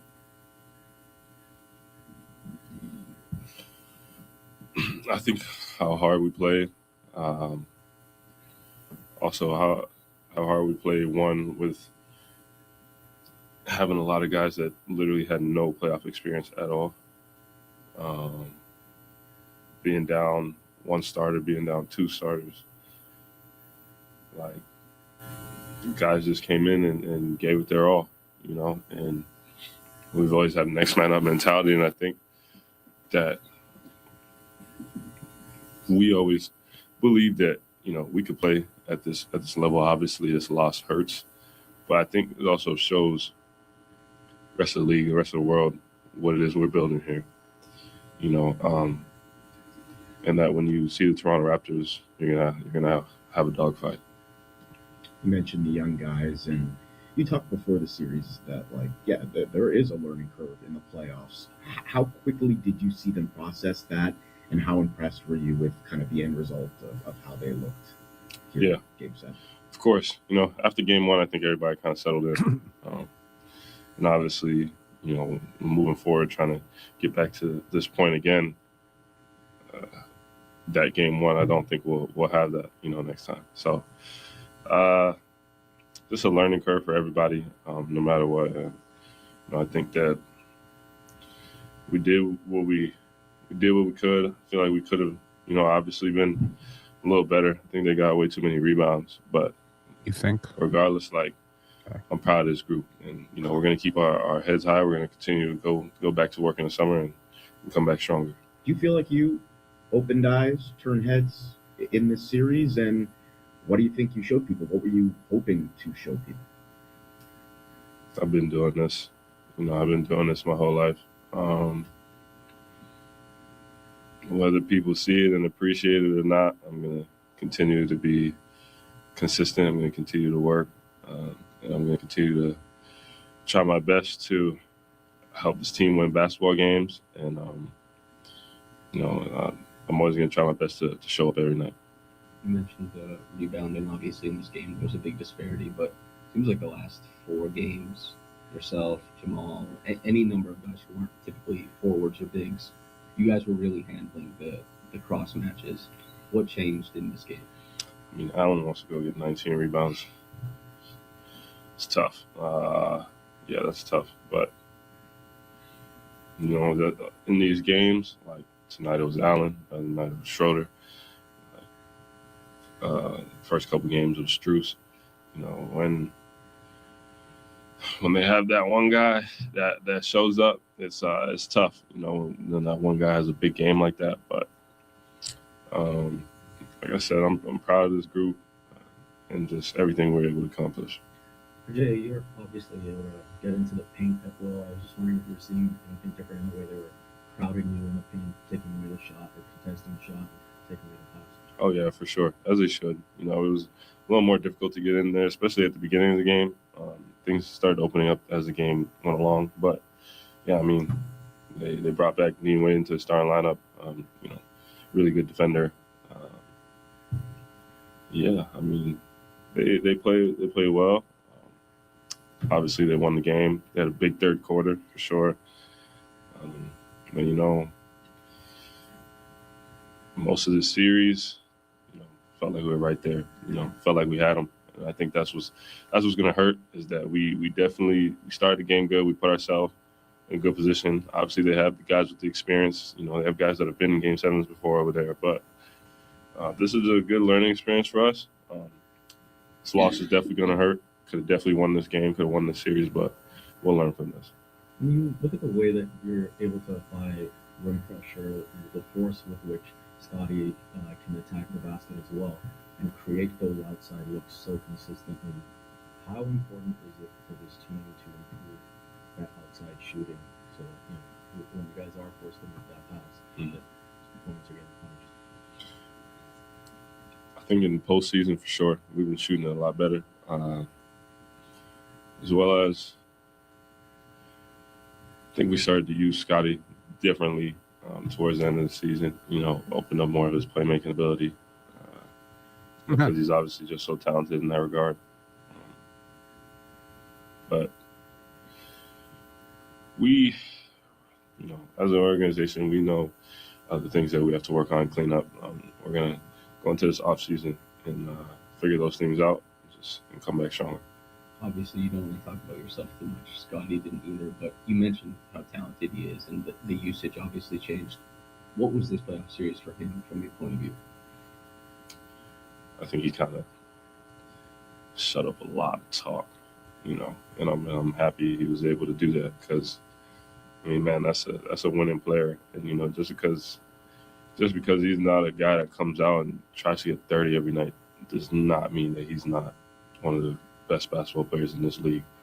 You know, I think he showed and proved that he can score every night if he wants to. But you know, on this team, we, especially when we're all healthy, there's a lot of shots to go around, and he plays winning basketball. But like I said, if he needs to do it, he can do it, and he can do it efficiently.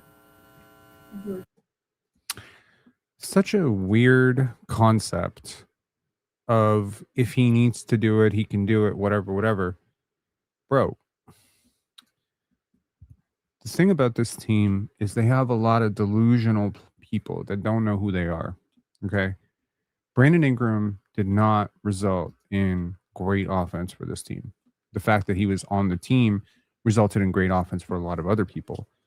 But a lot of Ingram isolation possessions were harmful. The fact that the Raptors as a whole, like, the best way to explain it is this. If I am part of the best company on the planet, let's just say I'm part of a hedge fund, and our hedge fund is outperforming the market by 42%. Please stop.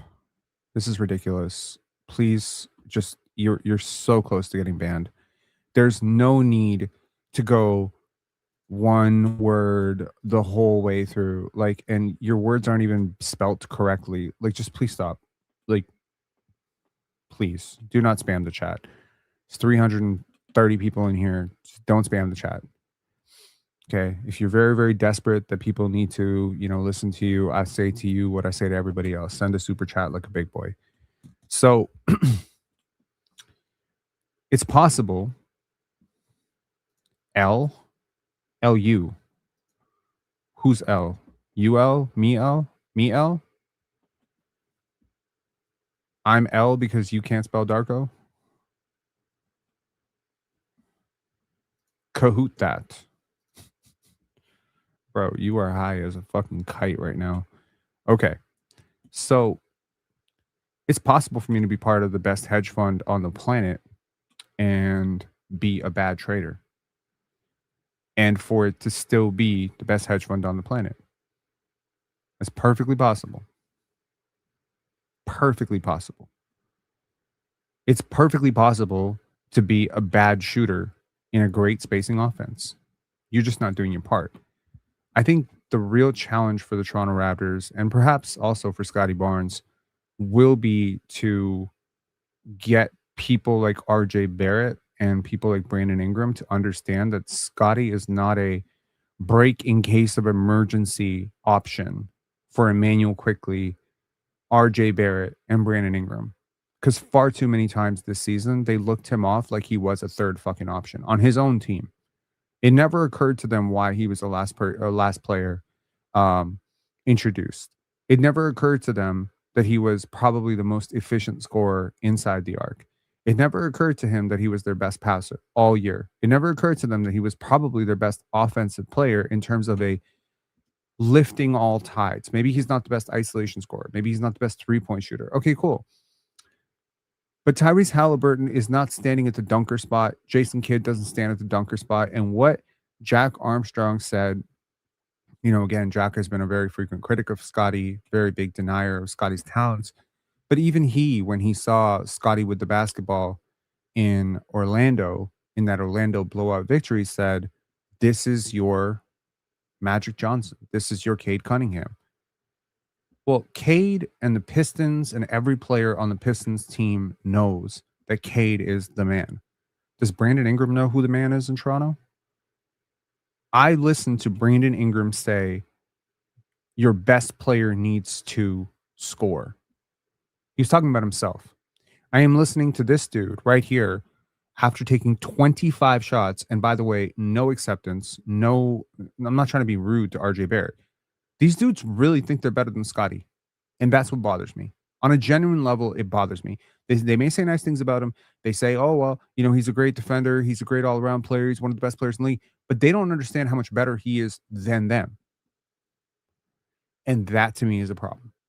That is why you're going 4 possessions in a row and they're looking him off. That is why he is ahead of the fucking play in transition and RJ Barrett is deciding to go 1-on-3 instead of passing to him. Because these guys are still looking at this shit like it's high school. They're not acknowledging how good he is. So if I am Bobby Webster, if I'm Darko Rajakovic, that's my biggest hindrance right now. Is I've got a player who's the best player on my fucking basketball team, and people don't realize he's the best player on my basketball team because they're stuck in their preseason, pre-high school rankings of who they were. RJ Barrett has been the man on almost every single team he's ever been on. He thought he was the man in New York. They said, nah, bro, we got Jalen Brunson. You can go fuck yourself. Brandon Ingram thought he was the man in LA. Then they got LeBron. Then he thought he was the man in New Orleans. Then they got Zion. So the truth is, it's just a weird situation when, here's what I'll say to you. I am a good person.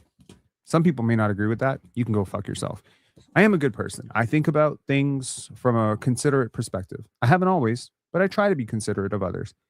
I try to lead with my heart.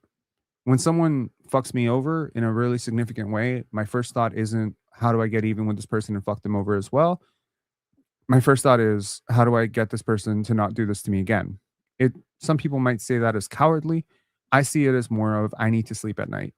Sometimes I'll be in a situation where it's very clear that my ideas have been winning in that organization. It's very clear that I've had the right idea many, many times, but I also want to be respectful of others.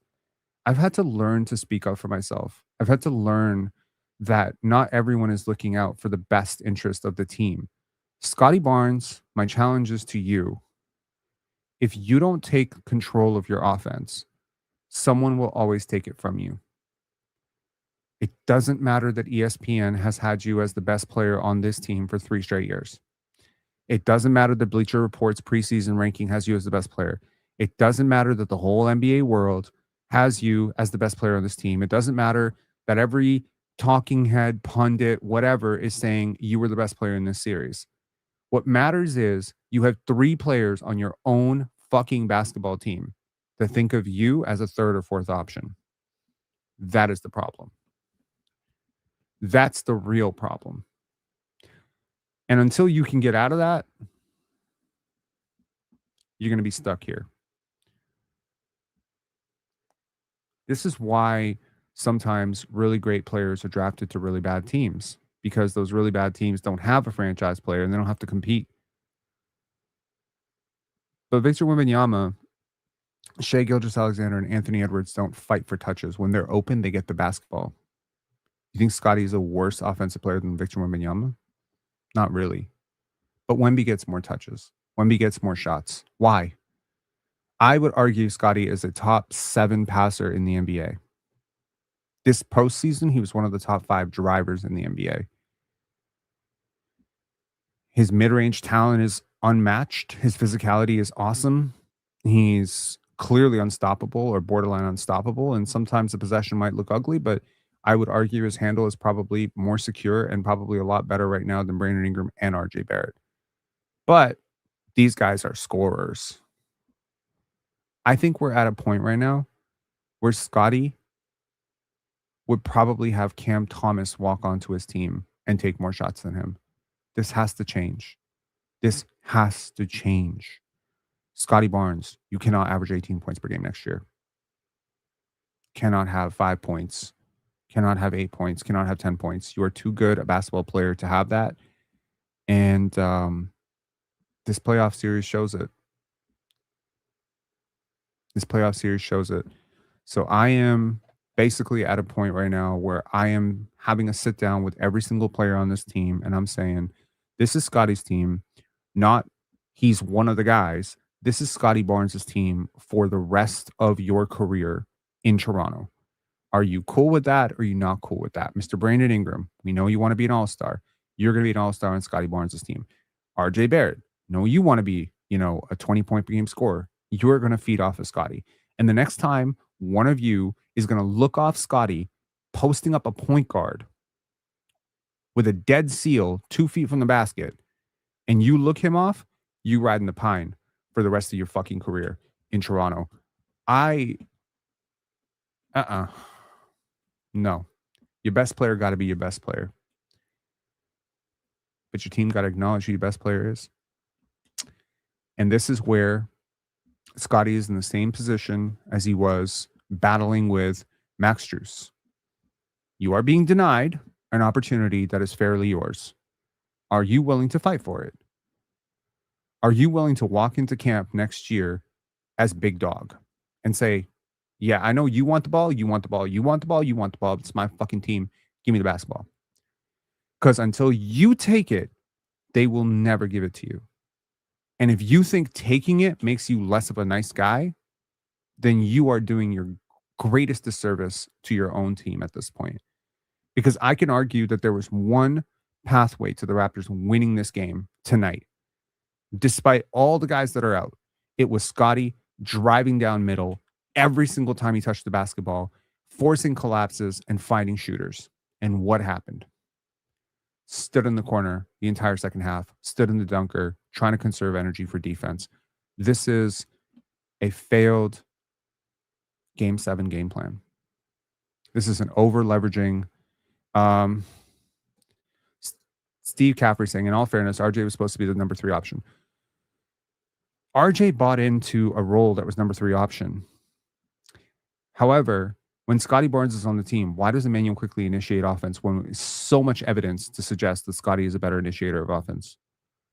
When Ingram is on the court, and shout outs to Brandon Ingram, hell of a talented scorer, hell of a talented shooter, and he can get going. But why is it that Ingram-led offenses were less efficient than Barnes-led offenses this year?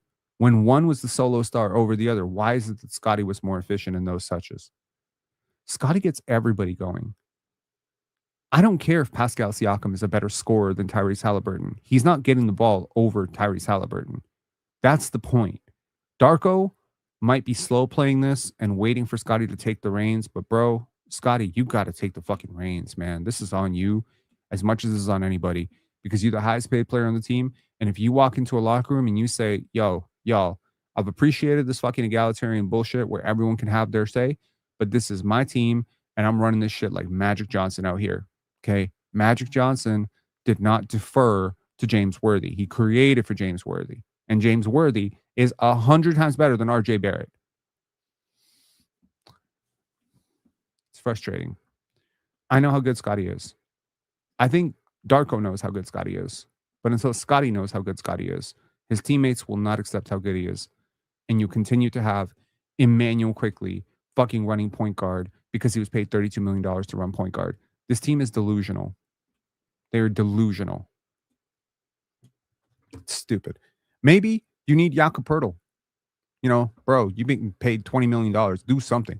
Maybe that's the conversation needs to happen from Jakob Poeltl, where Yak needs to go.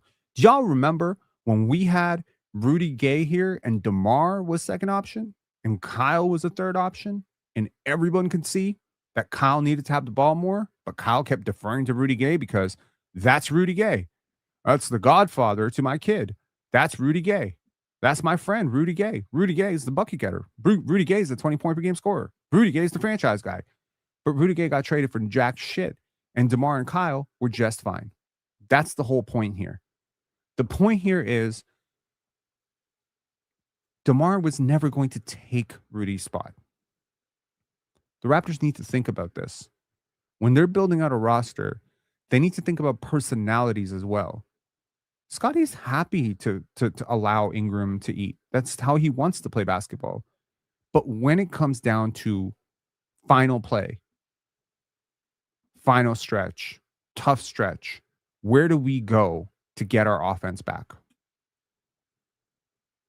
Kobe and Shaq were able to coexist, provided Kobe knew Shaq was the best player on the team. When Kobe started to get out of line and think he was the best player on the team, we got friction. We got that series against Detroit. Duncan and Manu, Duncan and Tony Parker, LeBron and D Wade. Look, this shit has to be sorted out. And I'll guarantee you, if Immanuel Quickley and Brandon Ingram play in this series, Scotty averages fewer points and you go home in fewer games. That's the reality that Bobby Webster got to think about this offseason. I'm going to talk to y'all later. Have a blessed evening. Thank you, Pepperjack. Thank you, Tetrahedron. Thank you, B-Mac Fisher, Brian. Always all love here. Daryl Watson and Red Salute. Shout outs to all of you. Shout outs to the Raptors. Hell of a season. Shout outs to the young guys. Shout outs to the coaching staff. Shout outs to the training staff. Shout outs to the front office. May not always agree with y'all, but man, you found some dogs in the draft. And shout outs to this community. Shout outs to Raptor fans in general. Y'all had a hell of a season. You can hold your head up high in the NBA Twitter circles. No one can tell you that your team is a joke, that your franchise player is autistic, that your team is just a bunch of bloated nobodies and whatever. Can't do that anymore. No, you can actually walk up with your head held high and say, we pushed the Cavs to game 7.